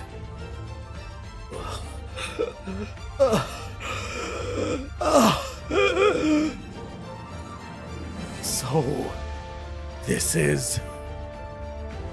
Did you do this yourself, Lucian? Do you remember my last performance? Or rather, assassination? I failed. They called me a pathetic coward. I'm no longer a favorite son of the arts. I don't care about being isolated or scorned, because my heart has already left the troupe after that performance. But I stayed, because we came from the same place. Because we're friends. I'm sure. As far as Hypergriff is willing to go, you're friends. The Joshis, though, have a different opinion. You promised you wouldn't be like them. Master was right. No. I'm scared of this troupe and who you are now. Alright, dog. Bro, is it just me or was I the only one feeling the underlying tensions underneath that scene? The subtext? Hello? The subtext was screaming? Maybe it might just be me. I'm just being silly. In any case, it'll be even more effective than you expect. I just hope I never need to use that trick of yours. Bro actually told her about the time he slit his own throat. Kinda fucked up, not gonna lie. He's a bit he is definitely TISM coded.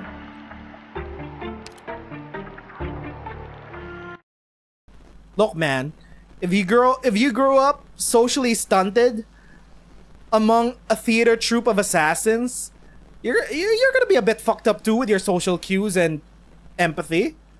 I don't blame him. He had a fucked up childhood, getting groomed into an assassin, and even worse, a theater kid. It is late at night. Muffled sounds and suppressed screams can be heard from the prop room, which should be empty at this hour. Wait, what? No, how many more deaths are we gonna have? Are we gonna kill Tippy? Don't kill Tippy! We're not gonna kill Tippy. Isn't Tippy? Am I mixing up the names? Too many people have been introduced so far. Tippy is the 5-star, right?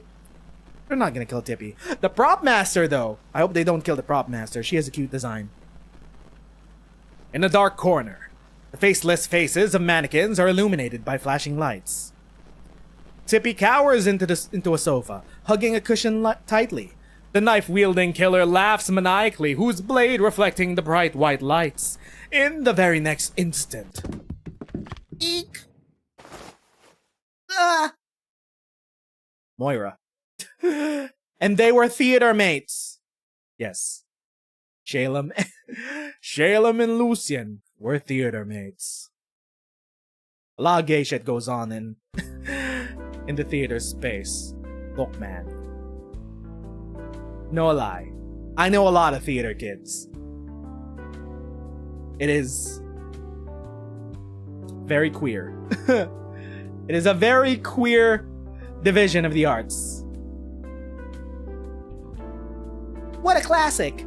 That's one of my favorites. It may be a small budget production from 30 years ago, but it stands up perfectly well to today's films. Okay, they were just watching horror flicks. I think Tippy and Nyan would be best friends. I want Tippy and Nyan to meet. They have similar film tastes. Watching horror movies really does let off steam. I feel better already. Thanks for the invitation, Tip. Like, doesn't it feel better to just scream it all out? I know you didn't mean to interrupt the shoot, you were just on edge. Yeah, I wouldn't say it solved my issues, but at least I can forget about them for tonight. What are we watching next? I've got everything. Horror Night has just begun, girls! Hey, why so serious, Molly? You didn't like the movie? I was just thinking. That knife looked a little too thin. I think it'd have had more impact with a more intricate design, like blood grooves on the sides of the blade. All work and no play makes Molly a dull girl. Turn off that work brain already. Have you been spending too much time with Shelly? Meanwhile, another lady enters the scene for Horror Night. Hey Hey there, mystery lady. What you doing here? The beautiful creature gets between the two girls, stretches, and sits in front of the sofa. Clever girl. Jurassic Park reference. Looks like she really likes us, Molly. You wanna watch a movie together? But it'll be scary, so don't say I didn't warn you. Whose terminal is that? Molly. Not mine. Sorry, I've got to go. Duty calls. She looked pale. Do you think Miss Stone is pissed at her about what happened today? Let's try to be there for her tomorrow too. She looks like she's really tired. Yeah. Alright, fasten your seatbelt. It's going to be a bumpy movie night. This one won Best Design. The background, props, and weapons are all really cool. Are they watching Alien? The screen lights begin to flash again, immersing the two girls in another horror story. Neither of them notice that Miss Christine is nowhere to be seen. She just pops in and out. Also, is this entire event just gonna be on this plate? Hey yo, I just realized this is a one location murder mystery. Hey yo, that's a classic Hollywood trope. So, we're on an island, we're on a plate far away from Central. And we have to find out who's the Among Us. We have to find the killer. Even though we clearly saw Phantom murk someone in broad daylight. Not much of a murder mystery when we saw it with our own two eyes. There are still suspicious people hanging around that can't leave. We're stuck here on this plate until we're done filming. And somehow tensions are rising. Shelly, I thought we were watching movies with Tip. What's the rush? The overly friendly man notices that Shelly is clutching her terminal in her right hand. Ah, I see. A sudden invitation to a date? Well, try not to look so grim when you're there. I'm sure he'd rather see a smile. It's none of your business. Assuming much, this motherfucker's like, oh, you must be on a date, yeah. Your lips are trembling. You're cold, maybe afraid. You poor thing. You're still shaken about Dalton's accident, aren't you? Just like me. Don't worry. With you as our coordinator, I'm sure everything will go just fine. Come on, let me give you one hug and use the warmth. Hey yo, personal space, motherfucker! Where's the HR on this fucking plate? This guy's getting handsy with his female co-workers? In the off hours? I thought you were going after Moira! Where? We haven't seen her on the set on day 2. Moira has been mysteriously absent from these day 2 scenes. Just saying.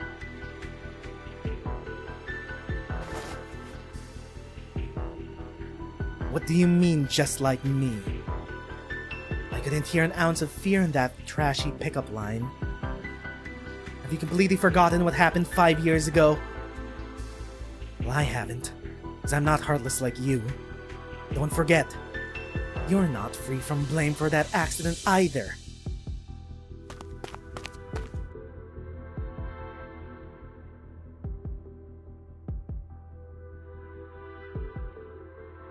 The light abruptly turns on in the office on the second floor. Who called her? On one desk, the papers are tidily filed away in folders, with hardly any signs of use. On the other, notices are scattered all over, covered in editing marks as though the writer is troubled by something. His inner demons. A tall figure searches around the desks, making not a single sound with his little and nimble motions. Here. The shredder has been used recently. Lucian opens the waste bin and picks up several strips of shredded paper that feel different from the others. Different from the printing paper normally used by the film crew. Trimount University. Environmental monitoring. Signed, Greta. The unusual document that Shelley mentioned. He feels a slight push on the shoulder, seemingly an affirmation, but there is no one else in the room. Welcome back, Miss Christine. What are we investigating? Who among these crew members is connected to the cult? To the troop?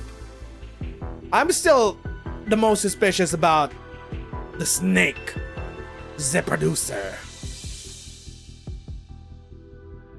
You've been taking more walks lately. Did something catch your eye? This place is more interesting than expected. Indeed. I've discovered something unexpected myself.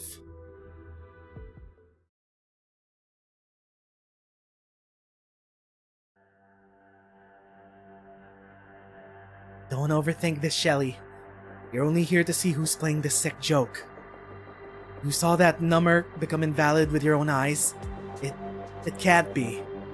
Oh! Is this who I think it is? Bro, I told you. I told you. It's a bit suspicious that we just quickly covered up Dalton's death like that. Shelley tries her best to calm down. The fear and anxiety she has briefly forgotten while watching the movie now takes over again. Go to the warehouse and atone for your sins.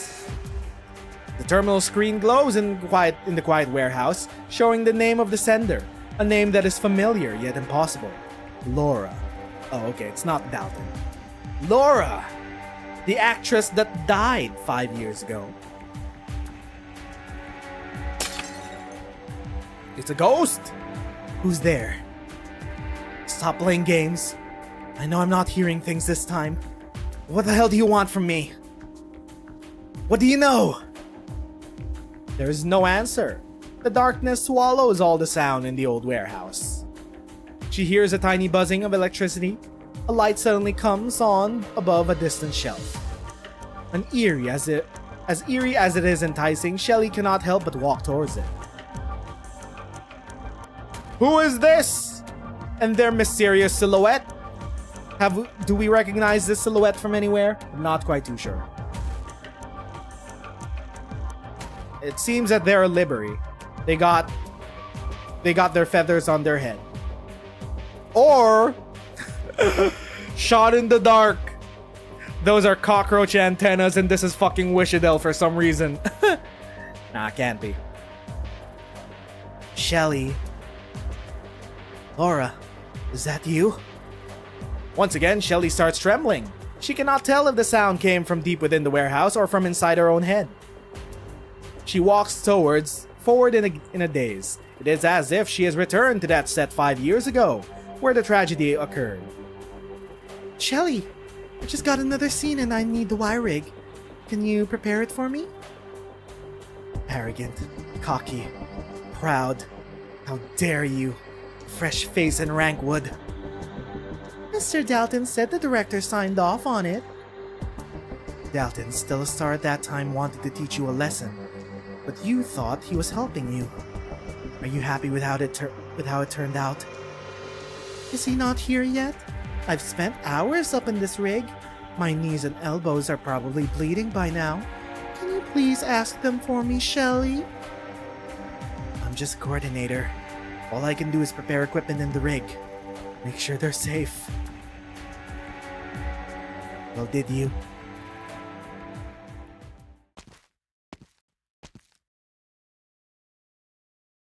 Who else has got their 3 a.m. demons haunting them at night? A raise of hands! Surely. Surely Shelley can't be the only one fighting her inner demons late at night. Telling her, it's your fault. It's your fault. Too real. Shelley, too relatable. Also, don't know if those are actual delusions or someone's fucking with her with arts. Shelley arrives before the shelf. The light shines upon a black dust bag. She knows what is inside. Don't open it, Shelley. Don't. Inside is an old wire rig set. The hook and tether are badly worn, and the harness is frayed. Oh, it's the actual rig! There are dark spots in the black cloth. Laura's blood. No, you can't possibly know. You're just hallucination. You can't be alive. Right, Pain. I brought a pen. Ooh, gonna do it with a pen. Ooh, we're doing it with a pen. Ooh, hopefully it doesn't get infected by the ink. How pathetic. Why are you still here? Why didn't it work? Was the accident 5 years ago an accident? Or a murder? An accident. It was an accident. It was a tragic accident that only happened because Dalton had a grudge against you. Then why didn't you check my rig? Why? Because I hated you. I hated your selfishness and arrogance, and I hated that you made a mess out of the shooting schedule and affected everyone with your unreasonable demands. I was happy when Dalton decided to teach you a lesson. I was checking the wire rig as usual and noticed it was due for replacement. Then a little thought crossed my mind. What if an accident happened and you were gone forever? Wouldn't that be even better?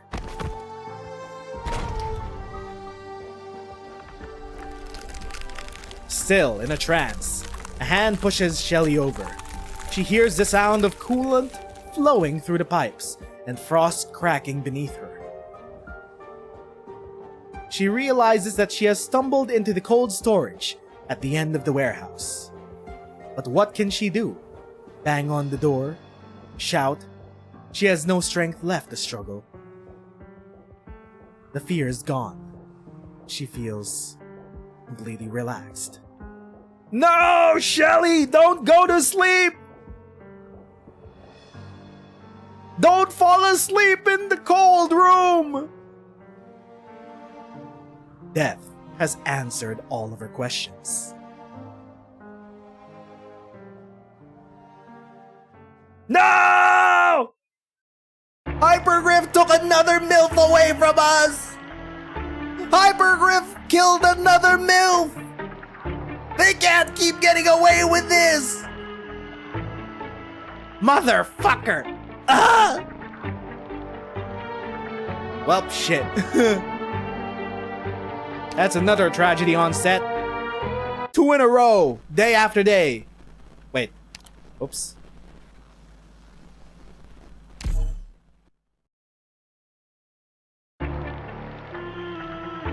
Holy fuck, things are getting real. I'm just gonna refill my water and be right back. 2 minutes.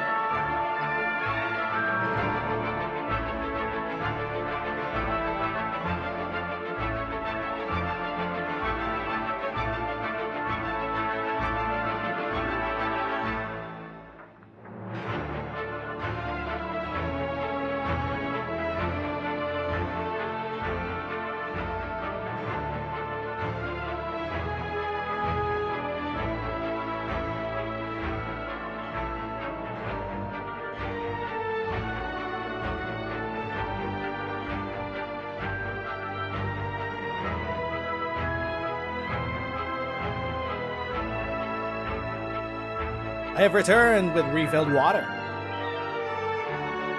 Most functional Rankwood movie crew. That's 2 deaths in a row. Hypergriff has once again taken a hag away from us. They can't keep getting away with this, dog. AD-3, Dramatique. Select a suitable crisis and admire the characters as they wallow within. their restlessness, their desperate struggles. How could you not be fascinated by it?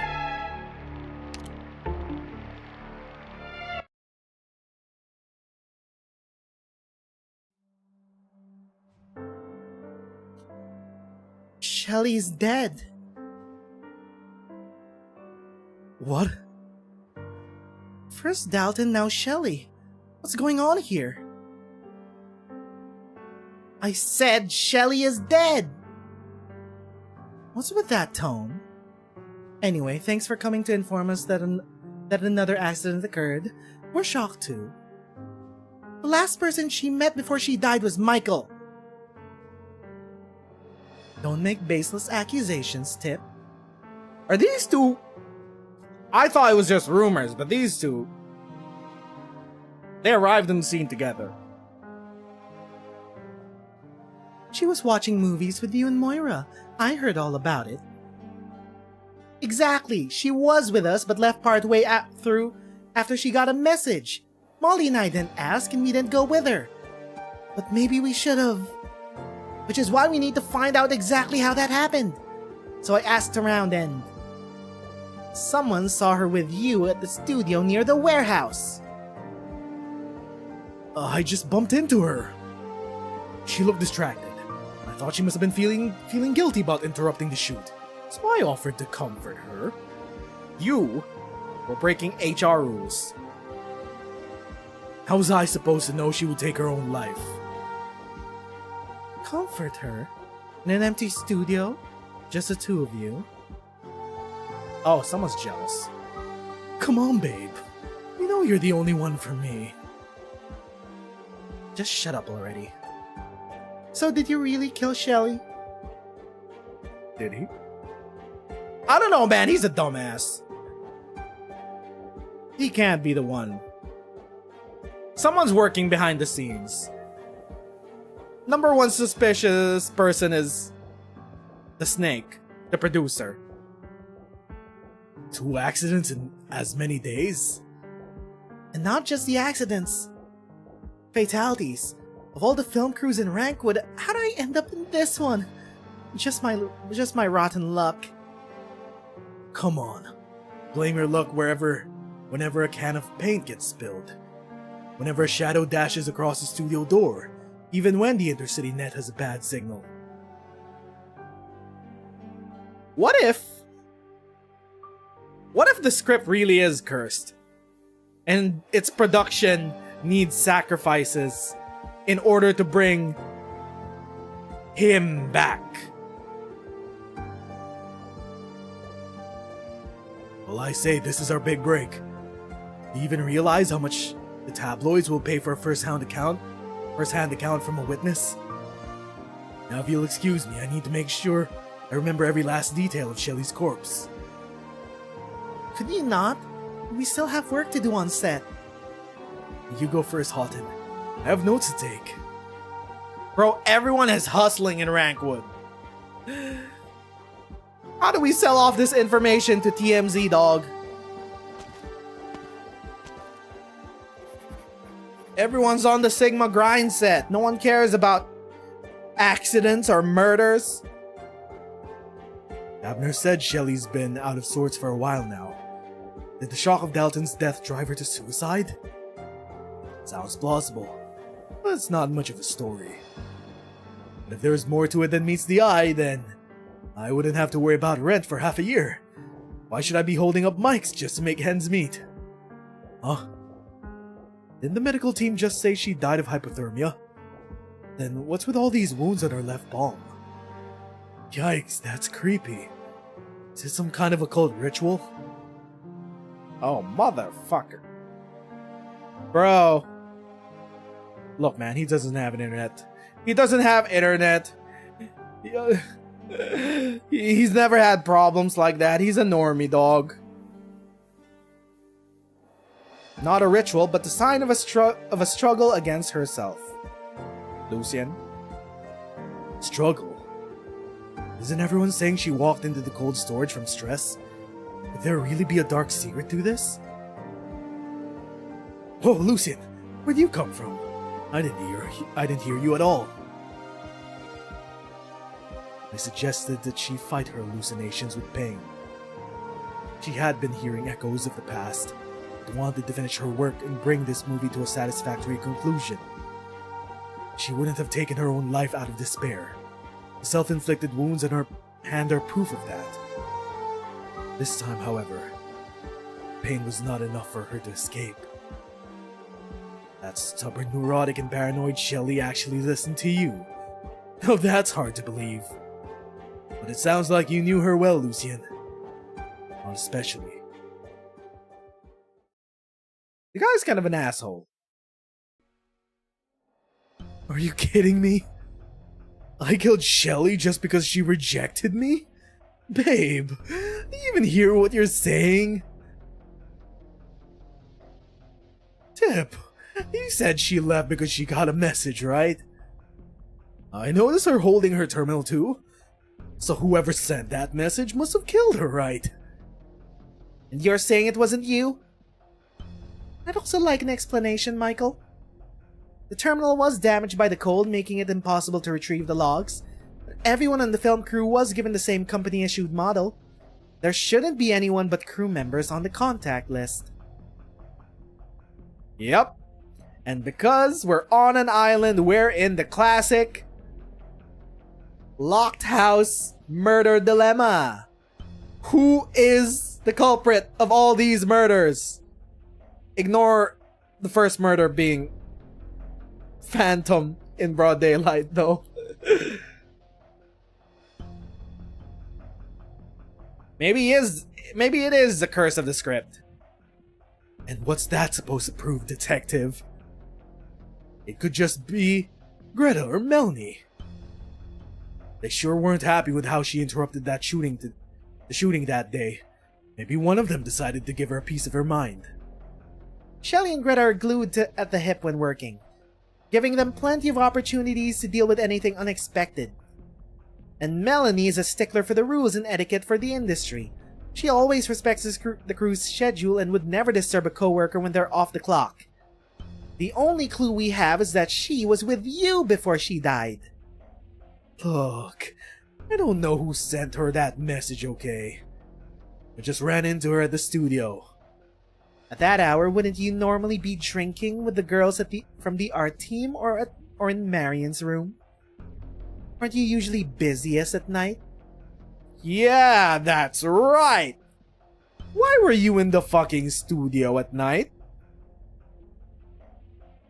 So why did you go back to the filming area, Michael?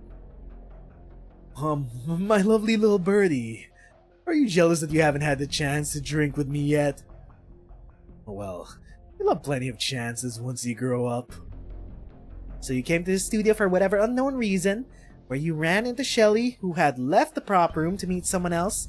If all you did was offer a few words of comfort, why won't you give me a straight answer? Bro, he's not getting through to her. Your charms will not work on Tippy. Did you really have nothing to do with her death? After working every stupid little odd job in Rankwood, from cleaner to stagehand to set director to background painter, now you're playing at being detective? Or did Shelley become an honorary member of your little sisterhood with Moira after watching a single horror flick together? Give me a break.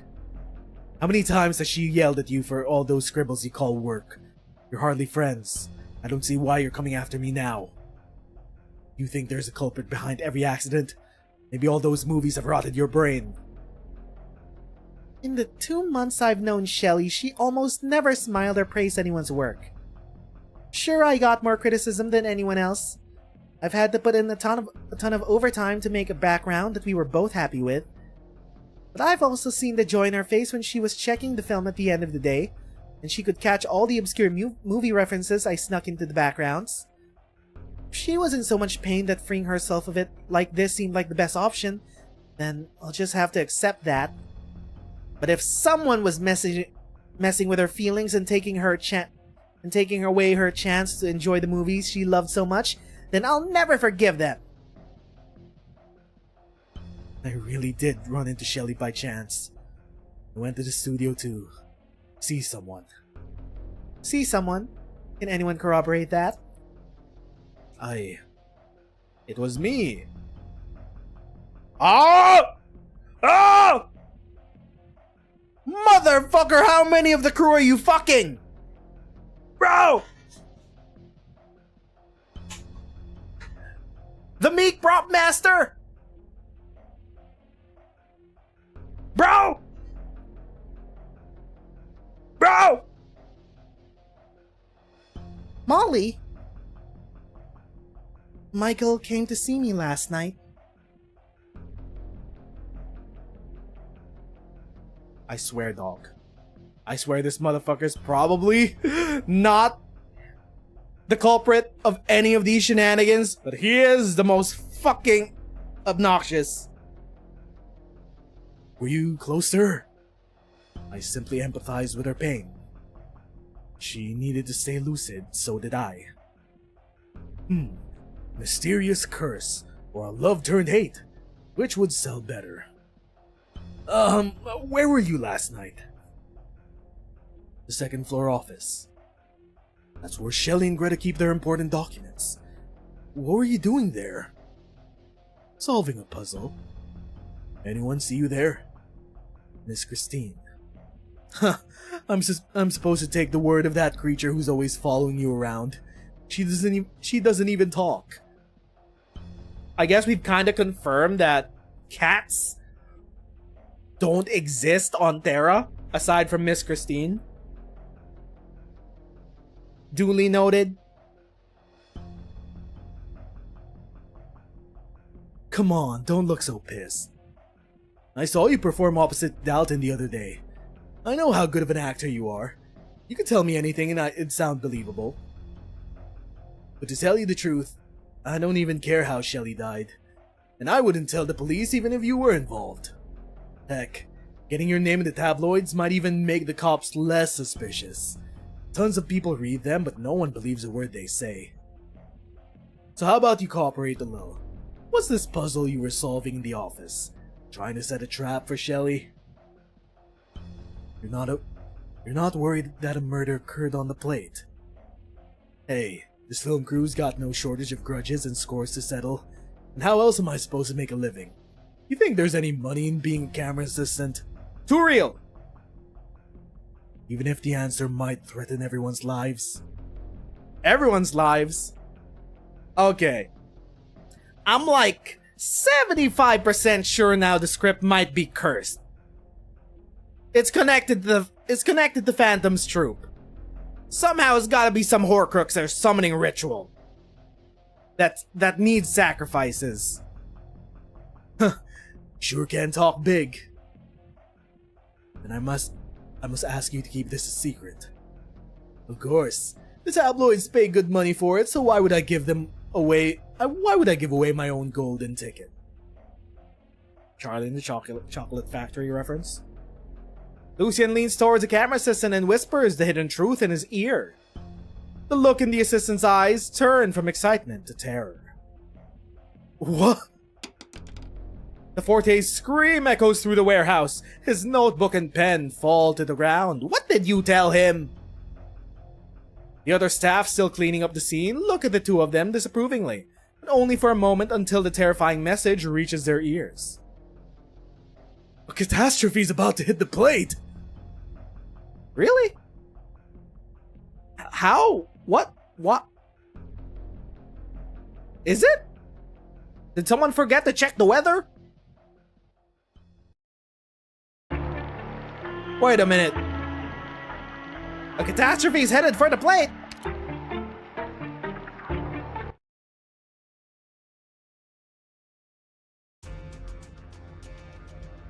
Miss Stone, is it true we're heading straight towards a catastrophe? Even if we're outside town, shouldn't we be getting warnings from Raccoon's intercity net? Why haven't we gotten anything in our terminals? So all those times I lost signal weren't just my bad luck? Someone sabotaged our comms! Enough of the baseless speculation, darling. Baseless? I found a few strips of paper in your office. When you put them together, they form a catastrophe forecast from tri-mounts and a storyboard. With your signature on them, Greta? Hold up! You knew! Signed by you, Greta Stone. What are you planning? Let me see that. No one told me about any of these new scenes. Aren't I supposed to be the director of photography? Why do you need to set up cameras on the edge of the plate? There aren't any sets out there. Wait. I get it. What the Ford, Greta? You planned this! Why did you hide it from us? The fuck is with all these Colombian-ass Rankwood curses, dog? What the Hitchcock? What the Ford? What was she planning? She got cameras all around the plate, headed straight for a catastrophe. Was this just a ruse to record the inside of a catastrophe, the eye of the storm? Are you a storm chaser? Calm down, Abner. Maybe she just didn't have time to update you on the new schedule, in the chaos following Shelley's death. You're still defending this lunatic. She wants to get the plate close to a catastrophe to film it, putting all of our lives at risk. The furious cameraman smashes his equipment to the ground. No! Those red cameras cost a fortune! I've had enough of this shit. I'm leaving this place now. As impulsive as ever, Abner. Real persuasive coming from a goddamn lunatic. How much of your own money did you put into this to make up for the box office losses of that movie 5 years ago? You're counting on this one for your comeback after all those failed investments? You're gonna sell this footage to tri-mounts? Footage of inside of a catastrophe? Dang. Couldn't you have done this on your own? Without dragging all these people into it? Surely that can't just be it, right? What about my cursed script? What about the Horcrux? So if this film flops, you're gonna use Dalton and Shelley's accidents too? Same way you used that girl who fell to her death. Oh, that's also a clean way to cover up the deaths. Because their plate is headed towards a catastrophe, they could be like, oh, they just died from the catastrophe. Dalton, Shelley, they unfortunately died when they hit the catastrophe. Calm down, Abner. I see you've been closely following my career, but what about yours? How many films have you worked on in these last years? This is the first, isn't it? Sloppy, short-tempered, unprofessional, camera equipment is expensive. What other film crew would even give you a chance? You wouldn't even make it as a freelance event photographer. What the Snyder? You want to leave? Fine by me. I'll even waive the contract penalty for old time's sake. But where the Stephen Hawking? I was about to say Steven Spielberg, but the Hawking slipped out. Where do you think you could go, Abner? Does it matter? Worst comes to worst. What? You leave town? Cancel jobs? Change jobs? Spare all those poor camera lenses from your abuse? Say whatever you like? Swear as many oaths you want. If that's really how you feel, why are you even still here, darling? So are you leaving or not? Abner does not pick up the equipment, nor does he leave. He stands unmoving in silence, caught between his life and his past. Have you calmed down? Look at the bright side. If we do finish this movie, maybe you'll win a few more awards for Best Cinematography. Feel free to reject me once other offers start rolling in. Dream as big as you want, Greta. I stopped dreaming 5 years ago. Now, these latest 2 accidents have reminded some of us of the tragedy we've experienced together and led others to be taken in by half-true rumors. So I'd like to take this chance to lay everything on the table for the sake of the cooperation for the rest of this project. Most of the crew here has also worked with me 5 years ago, when an unfortunate accident occurred due to aging equipment. A young actress, Laura, was killed. Feel free to look up the police reports. Everything is out in the open. I have nothing to hide. But the only connection the incident has to my decision to film a catastrophe is that it taught me a lesson. What we lack is not skill, but courage. Of course, by no means have I disregarded your safety. Before our plane departed Central Rankwood, I visited expert catastrophologists at Tri-Mounts University. I obtained a detailed report, tested the data in the plate navigational system multiple times. The studio plate will keep a safe distance from the catastrophe. Access to the emergency escape land boats will remain unrestricted. Any staff member who feels their life is in danger may use them at your own discretion. And I will be the last to leave this plate. If there are no further questions, dismissed.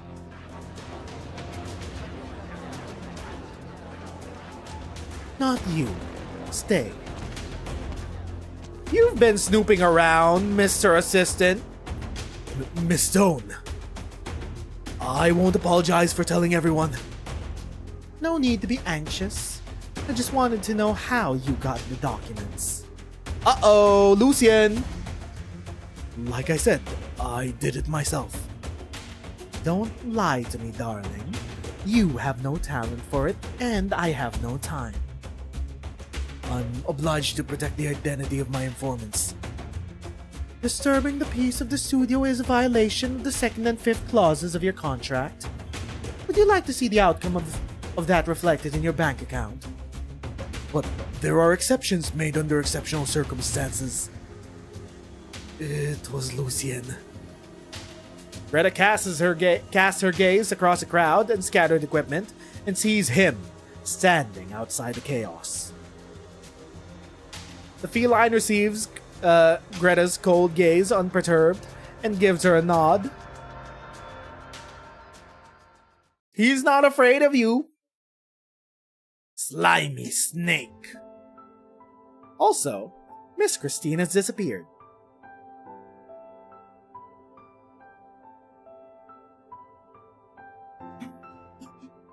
You said Michael came to see you last night? Yeah. I almost forgot that Michael and her are apparently having a thing.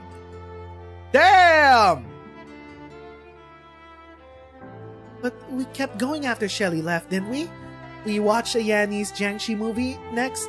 Wait, come to think of it, you did leave the room for a little while. Michael sent me a message on my terminal.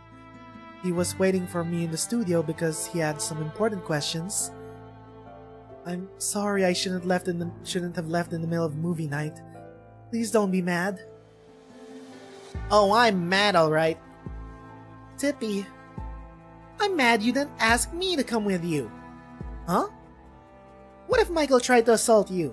That sleazebag wouldn't know morals or self-restraint if they hit him in the face. Or what if he was frustrated about the shoot getting interrupted and wanted to take it out on you?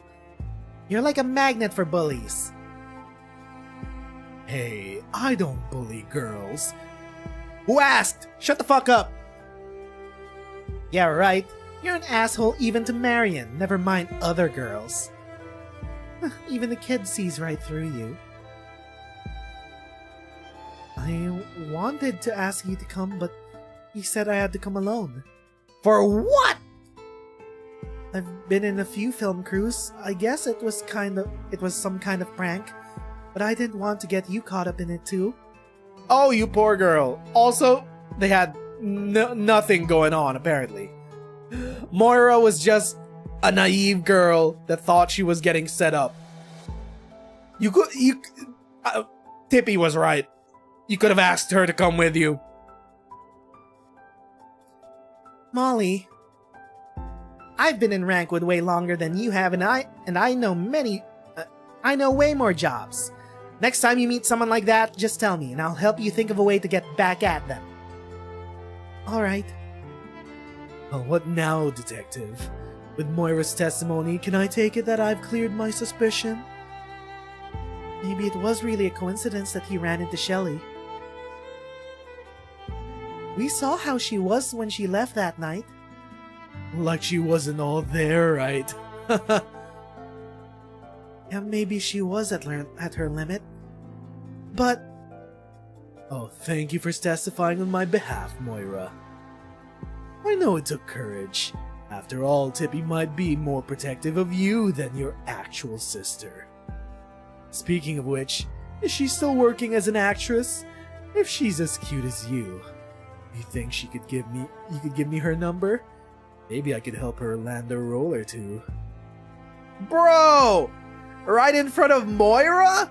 Marion? Seriously? Even after getting accused of murder? Come on, babe. I'm just trying to lighten the mood. Whatever. Don't change the subject. You still haven't told me why you were looking for Moira. Yeah, I want to know too. I think they deserve to know, Michael. Moira, don't. Wait. What? Wait. He asked me if there was a way to sneak off the plate. Wait, what?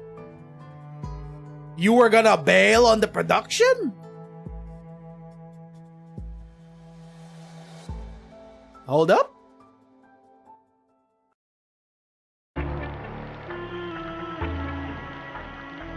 An asshole and a coward. Who would have thunk?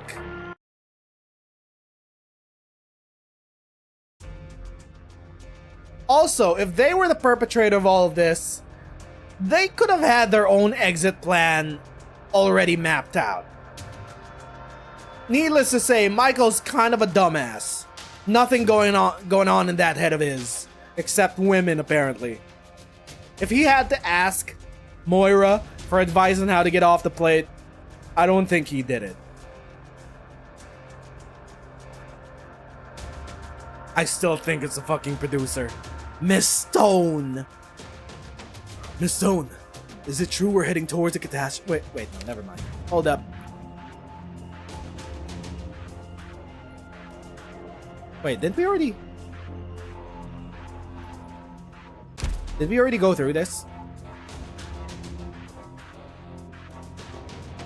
Oh, okay, we read through this.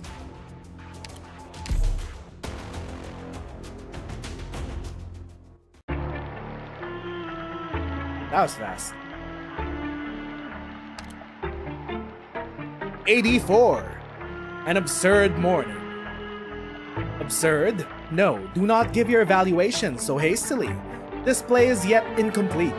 Death shall grant the characters new life. Ominous.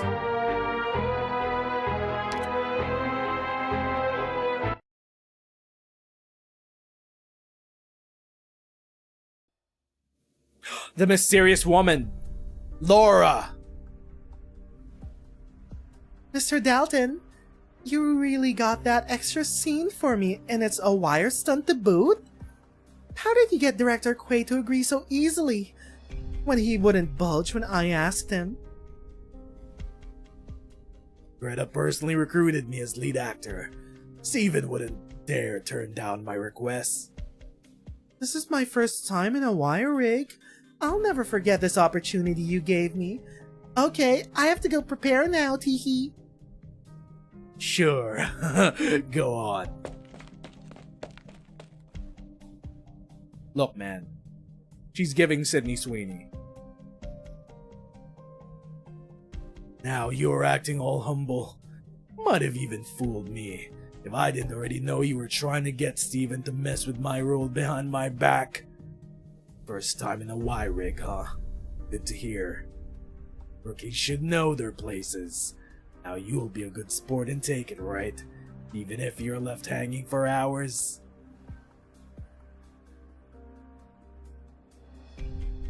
Dude's a sleazeball.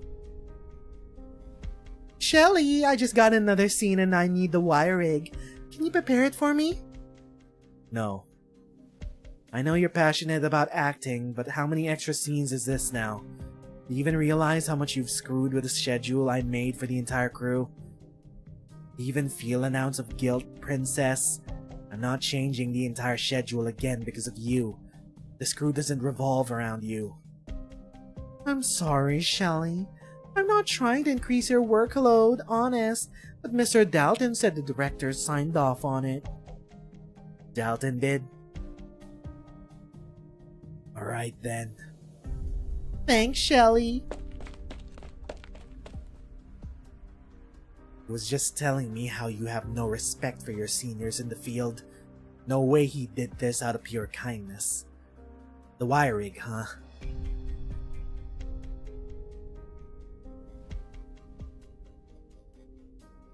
Hello, Laura. Look wonderful today. Not many actors would be so happy to do an aerial stunt. Well, I've never been so excited. This scene will be the only one in the movie that belongs entirely to me. I want to knock it out of the ballpark. Well, aren't you just adorable? Try not to get hurt, though. You're tired, you could always come find me in my room. I'll be there all night. Oh, Marion, have you come up to touch up Michael's makeup? Bro, he's flirting right in front of her. Bro, what is this? An open relationship, dog? She just lets him do that in front of her? I have to go prepare. See you later. Also, Marion's kind of growing on me. She has the subdued design of an NPC. However, she has a glaring look that gives daggers. She needs to stare at me like that. Yeah, see you in hell, bitch. Don't be angry with me, Mary. I look away from 1 second and you're flirting with another woman? Are you tired of me already? I'm surprised they lasted 5 more years. Been making eyes at her on set too. If you like younger women that much, how about you let her do your makeup from now on? Please, babe. I'm serious about you. I won't talk to her from now on, I swear. You swear? Okay, she also has a problem. She loves a red flag. I swear. I'm familiar with your vices by now, but this is an important time for your career. Don't screw it up, and don't let me down. That Laura girl is a loudmouth show-off. I'm sure she's up to something. You can do better.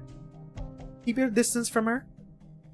No talking to her, and no physical contact. Even if she's dying right in front of you, that's none of your business. Got it? Babe? You can tell from Marion's eyes that she is not joking. Oh! Right. She's the top in this relationship. Oh, I understand now. Oh, he's her pet. Oh, I get it now. I get how they lasted 5 more years. It should have been me. It should have been me. Marion should have been looking at me like that, giving me orders. It should have been me. He gets pegged every night! Bro! Alright, I promise. I'm gonna sneeze.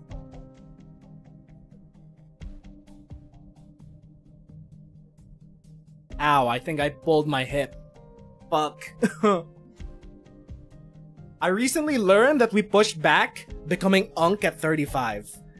Good news! I haven't reached Unk yet, and I won't reach Unk yet in January. I got 5 more years in me. However, I am feeling the pain of the inevitability of time and aging. Ooh, my hip.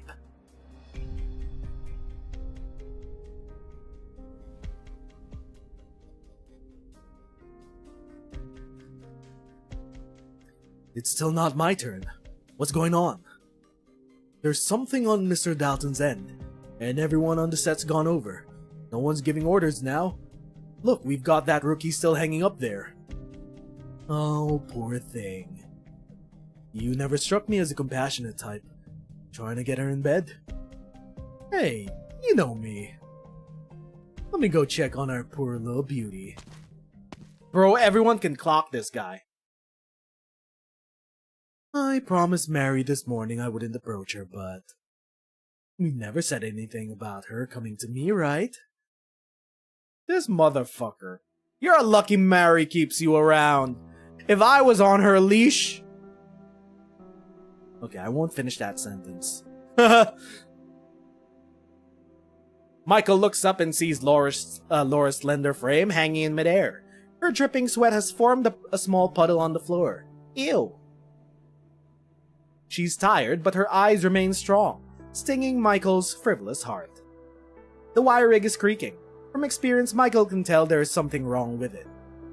However, all the better for me, yeah. She'll call for help when she realizes something's not right. I'll be her hero and have the perfect excuse for a little tete-a-tete, all without breaking my promise to Mary. I'll let her hang a little longer.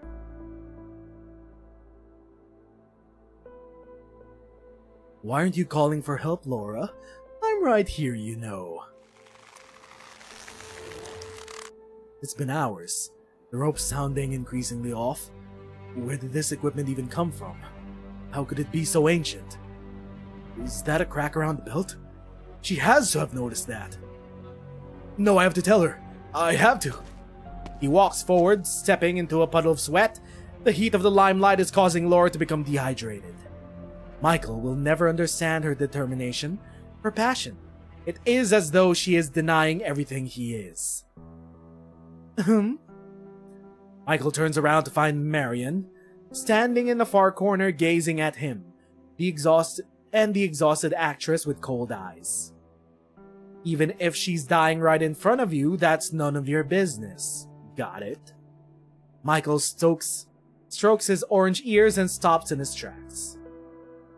Well, it really is none of my business if she chooses to suffer. That's your first lesson, Laura. Never be too serious. Always put yourself first, even if you have to hurt others. That's the most important thing. The rope above his head is being stretched to its limit. You're still not going to call for help? What's going on in Laura's mind? Why was there glass under her? Why was she up there for hours, dog? What's up with these Rankwood productions? What would possibly need her hanging for hours in a rig? Bro, did they have cape shit in Rankwood? Are they producing the next Superman? What reason would she need to be hanging up there for so long, even during breaks? Just let her down, dog.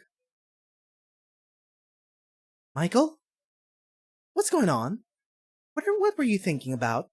Oh, he was having a little trauma break. Don't mind him.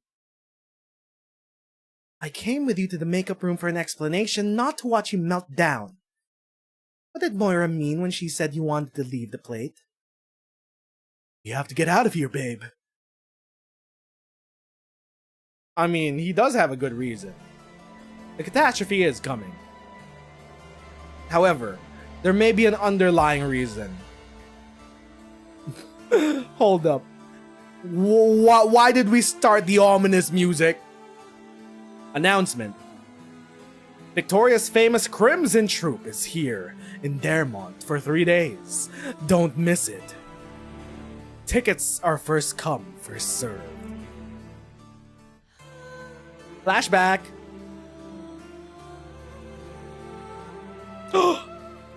Hisoka looking ass.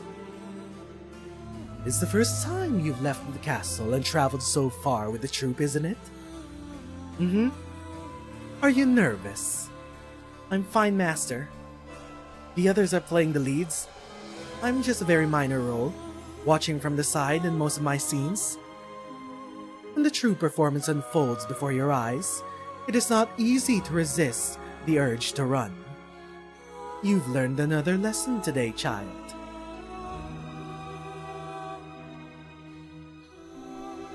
Police statement on the Dermont case. At this time, there's no evidence linking the case of the Crimson Troop, which passed through the area recently.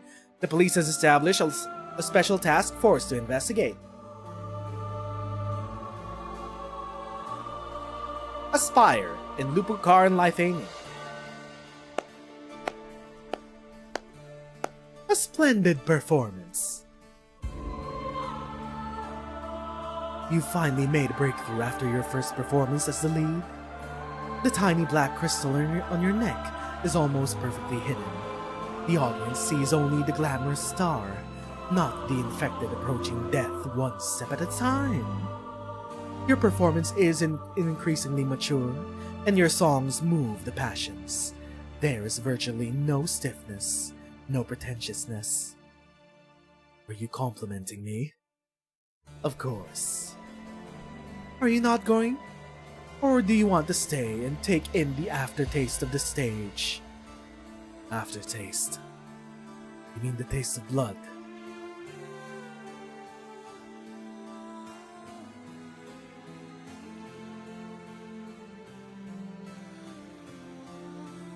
Excuse me, mister. Please let me through. I want to go home. I think the Crimson Troop can take her in. Take her in? She doesn't know that her home is gone. She doesn't know that some of the people before her still have her family's blood on them. That is what we'd call a fateful encounter, is it not? Bro, we just killed this girl's family and you're gonna take her into the troop? As it was with you and the troop. Perhaps you should teach her yourself. Teach her how to blend in, how to embrace a new life, how to walk the path that you have. The show goes on. Then once we've left the stage... you remember what I said. Yes, there is no drama like life. The aesthetics of destiny are never bound by any medium. Mister? What do you think, Lucien? Have you decided? You're in a position to make a choice now, aren't you?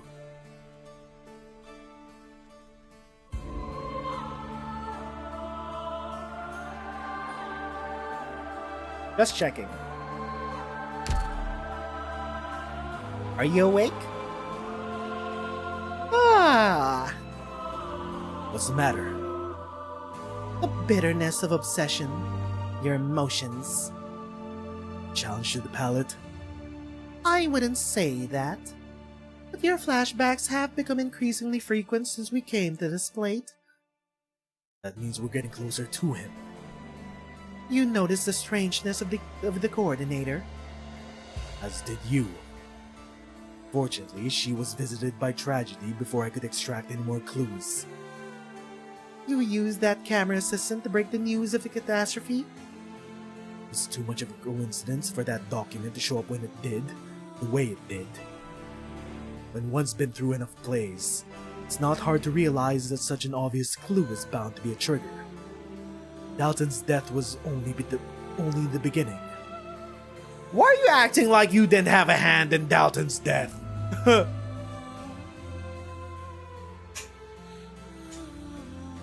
Adjusting my chair.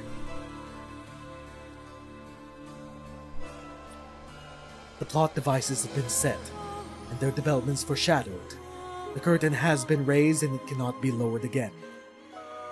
And the author will not appear until the story reaches its climax. Only then can I kill him. We're talking about the troop leader, aren't we? Why would he be hanging out, hiding on this plate? Ah! Be careful, Lucien. I know. What I mean is, be careful of yourself.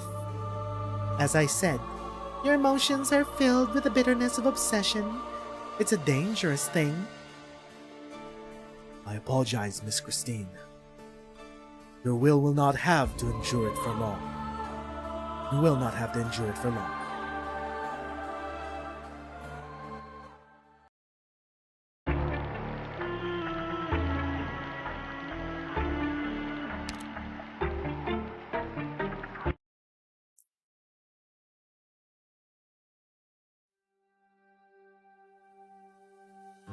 Last night wasn't the first time Michael's come looking for you, was it? You haven't been in Rankwood for long, and you're clearly not the type who would have meddled with something so far outside the scope of your duties if he hadn't been pestering you. He came to me the day after Dalton died, and I took over the prop team.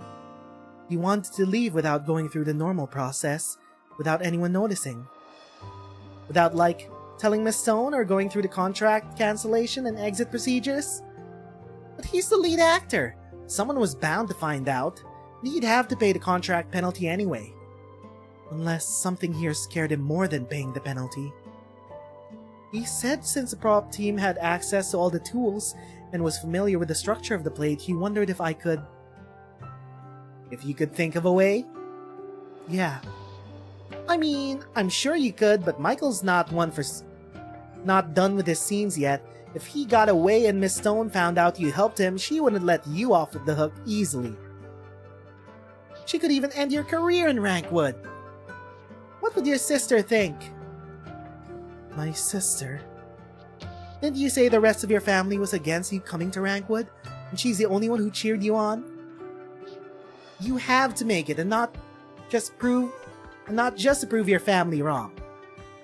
I just don't want to disappoint my sister. I want her to be happy for me. So don't be mad, Tippy. Please? I'm just mad that you were hiding stuff from me. I knew you'd never agree to Michael's demands, you just didn't know how to refuse him. I can help with that. Alright, Tippy. I've never seen you so angry. Should we watch a movie together? Sure. Everything can be fixed by a movie night with the gals. Meanwhile, these two... You want to sneak off the plate with me? Yeah, babe. After we spend some quality time here, we could go back and pack up right away. Bro! The one thing that'll stop you in your fear of whatever's going on in this fucked up plate is sex? Not gonna lie, a bit too real, but... Bro! Even if that prop girl really does find a way for you to circumvent the exit procedures, how do you expect to avoid the penalty for breaching your contract? Shooting isn't over yet, and you know Greta. She'll make you pay an arm and a leg. Who cares about some stupid contract when there's a killer on the loose? Dalton's dead, Shelly's dead. How long do you think it'll be before you and I are next? What if you're not on the list? Maybe that's just your ego talking. We both watched and did nothing when Laura died 5 years ago. Whether the killer is her lover, her dad, or some self-righteous vigilante, he's clearly after everyone who was involved. He wants us to repent and pay for what we did. I just had a thought. Crazy out of nowhere thought. We've been mentioning Moira's sister for a while now. Didn't they mention that Moira's sister was also in the industry? What was the name of her sister? We haven't established that yet. What if it was Moira behind everything all along because her sister was actually Laura? Am I cooking? I think I'm cooking. The smell of the meat is cooking well, dog. What if he wants us to repent and pay for what we did? I can take you away from this awful place, babe. We have our whole future ahead of us. Should have been me. How romantic of you. But since when has your love been so deep? What? So even when you were winking at Melanie and flirting with Anna from stage design and Mila from logistics? You're telling me you were seriously thinking about spending the rest of your life with me? Does that matter right now? Of course it does. I'm not going, Michael. And neither are you. You know how hard it was to get you the lead role in one of Greta's films. And not just one, but 3 at once. You're playing all 3 brothers. Play this right and you'll be a bona fide Rankwood movie star. There'll be another chance. Look at me, Michael. Bro, she has him on a leash! Should have been me! Your costume in The Death of Lady DuPont is even more exquisite and eye-catching than Melnie's, the title character. Your perfume, what you wore to Fashion Week, I bought all of that with my own money. Even those fake ears and tail that let you pass as a Volpo came from me. He's not an actual...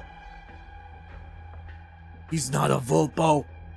That's why he keeps rubbing his orange-ass ears. You have brown hair. No wonder it doesn't match your brown hair. Without me, the public will find out that this Michael product suddenly doesn't seem so shiny anymore. We've been together for 5 years.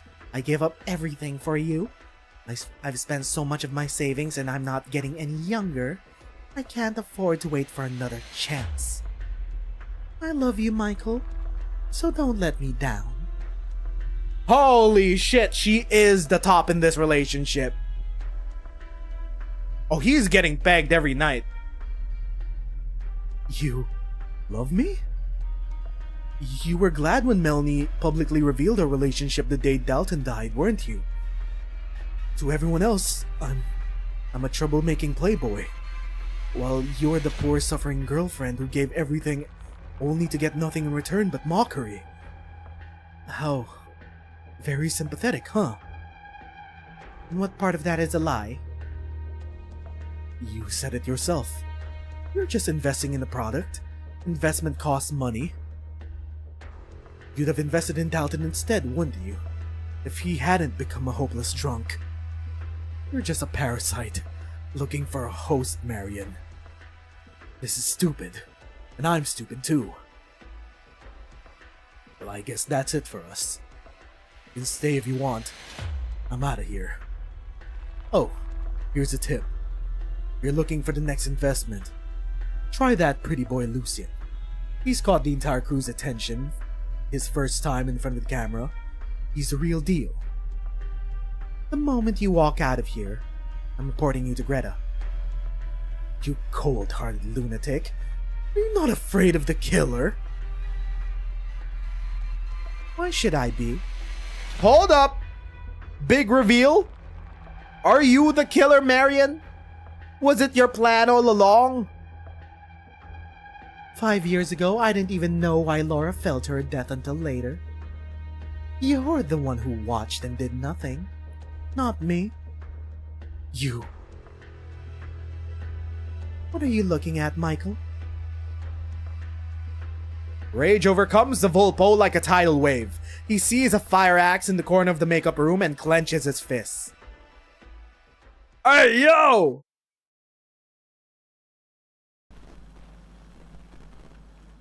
Most functional Rankwood movie crew.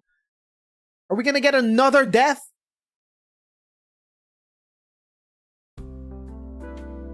Why would they go down into the power deck? Sure, there were mannequins all over the surface, but there had to be a better plan, right, Molly? I agree. There's nowhere to run from the wraith and the tight spaces of the nomadic city's underground structure. In the end, it found them one by one and hung them from the ducts to await a slow death in the endless darkness. Was that a Dead by Daylight reference? I went to one of the cast interviews and they said it was inspired by the rituals in certain Colombian wasteland tribes. Something about atonement and judgment. Well, how they got there was kinda dumb, but I did like the segment in the power deck. Why? Because it was all shot on location! Rumor has it that they ran out of cash, so they snuck into another film studio plate and finished the shooting there. Exciting, right?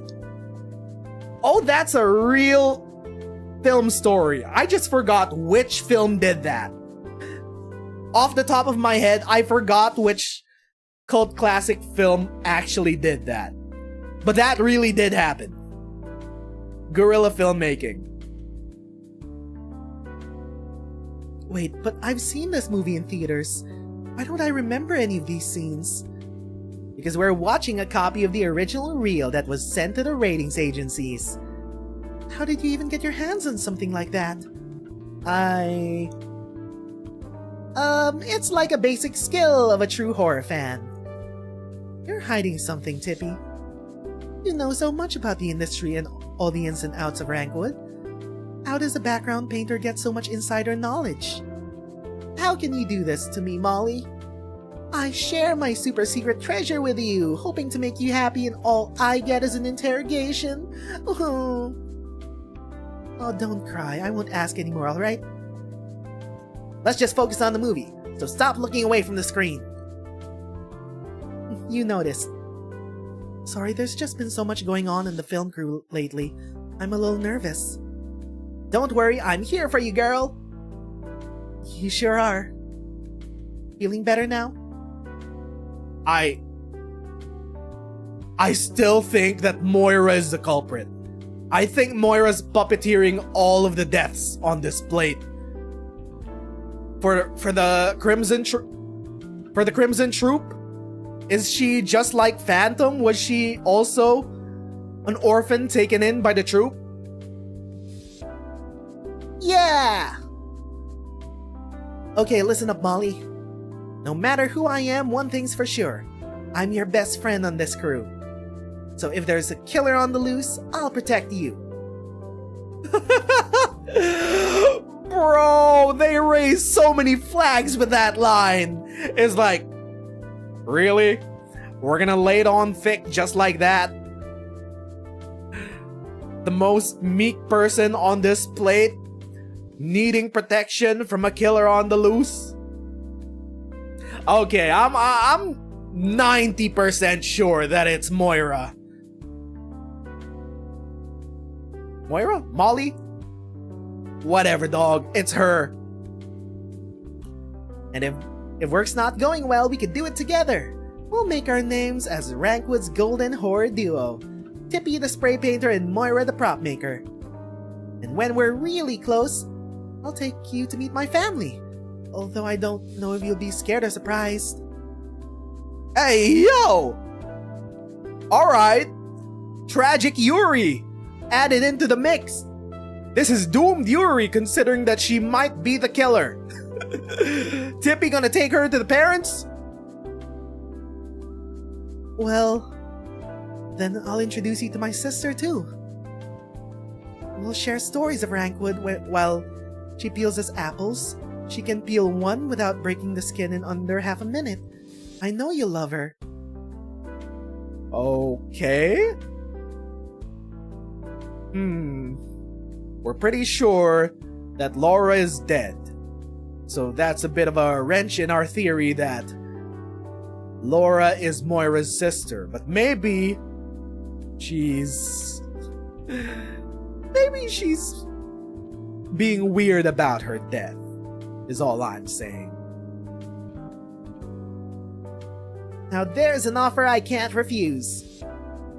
The old TV lights up both the darkened room and their faces. Terrifying sounds echo throughout, but take nothing away from their smiles. They cuddle up against one another, fighting their fear with much more familiar fear, and dreaming of the future of their budding friendship. It is a rare, quiet evening. Meanwhile, Michael is probably axing Moira to death. Wait, I'm mixing up the two M's. Hold up. We haven't ended yet? Has the girlfriend died? Are we gonna find her mutilated body? Why is the set so dark? I should have asked Moira. She's always here early, and she knows where all the switches are. The prop room isn't that far, is it? Have I been going in circles? Something doesn't seem right. What's that dripping? Huh? Am I hearing things? The sound of water dripping echoes throughout the empty set, as though answering Houghton's question. But such response serves only to increase her confusion and fear. She knows there are no water pipes above her, but the sound she's hearing is definitely coming from nearby. Who's there? Is this another one of those stupid pranks you'll laugh at me over drinks after work for? Come out now and I won't hold it against you. Or don't tell me Moira's in on it too. She's just a kid. How can you make her? Ouch. Did she trip on a body? Houghton falls backwards to the ground. Only then does she realize she is wearing a flashlight on her belt. But she barely has enough time to laugh at herself before she smells a strong, sweet scent, accompanied by a tang of iron.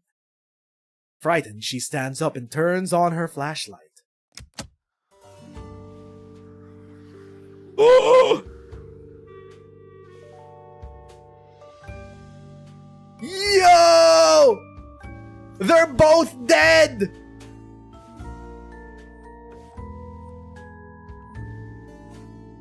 A breeze sways the ropes. Hanging down from them are two familiar and strangely quiet figures. Did they kill each other? They can't have killed each other. Who tied them up there?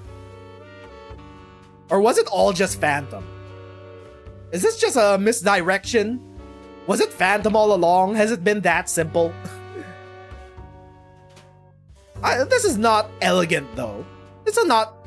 Bro, this is too dirty of a work. The two lovers, Michael and Marion, subject of much of the crew's gossip, have met their deaths with their backs against each other.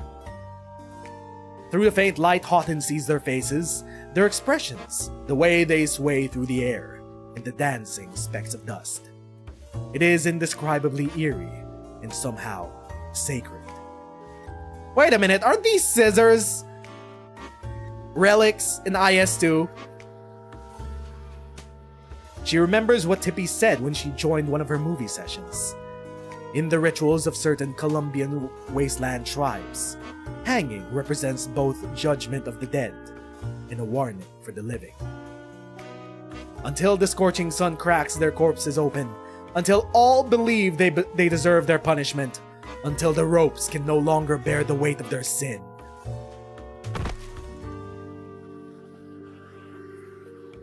Help! Somebody! Anybody! The unlucky stagehand runs outside. As she does, a thought flashes through her mind. What an absurd morning. Cinema! Kino!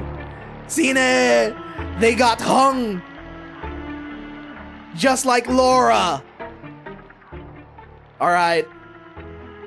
Alright, that's a great place to stop. We will be continuing this on Wednesday before the event leaves. We'll be finishing off the latter half of Act or Die. This is a true murder mystery. Somehow, I still think that Moira is behind everything. Also, we're seeing apparitions of Laura appear, apparently call out the physical people, like Shelly, which could explain why Moira speaking about her sister as if she were alive. What kind of witchcrafts brought her back? Also, there's still the issue of the script being tied to the Crimson Troop. And also there's the producer. She's also extremely suspicious. Aside from that, Lucian's investigating the whole thing. We really did just brush off the first death, right? We just brushed off Dalton's death and moved on to another and another. Especially since Phantom was the one who did it in broad daylight. Anyway, though, that'll be that for today's story reading of Act or Die. We will finish Act or Die next time on Wednesday.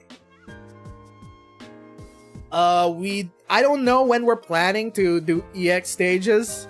I might not have time for it actually. We got far today, we did. Tomorrow, we'll be doing more MonsterCon Sundays, but that'll be it for me for now. Once again, my name is Nez, and thanks for watching. Thank you to everyone that stopped by, chilled out in chat, and used as a second monitor content as we read and reacted through Act or Die. I'm seeing you friendos next time. Bye-bye!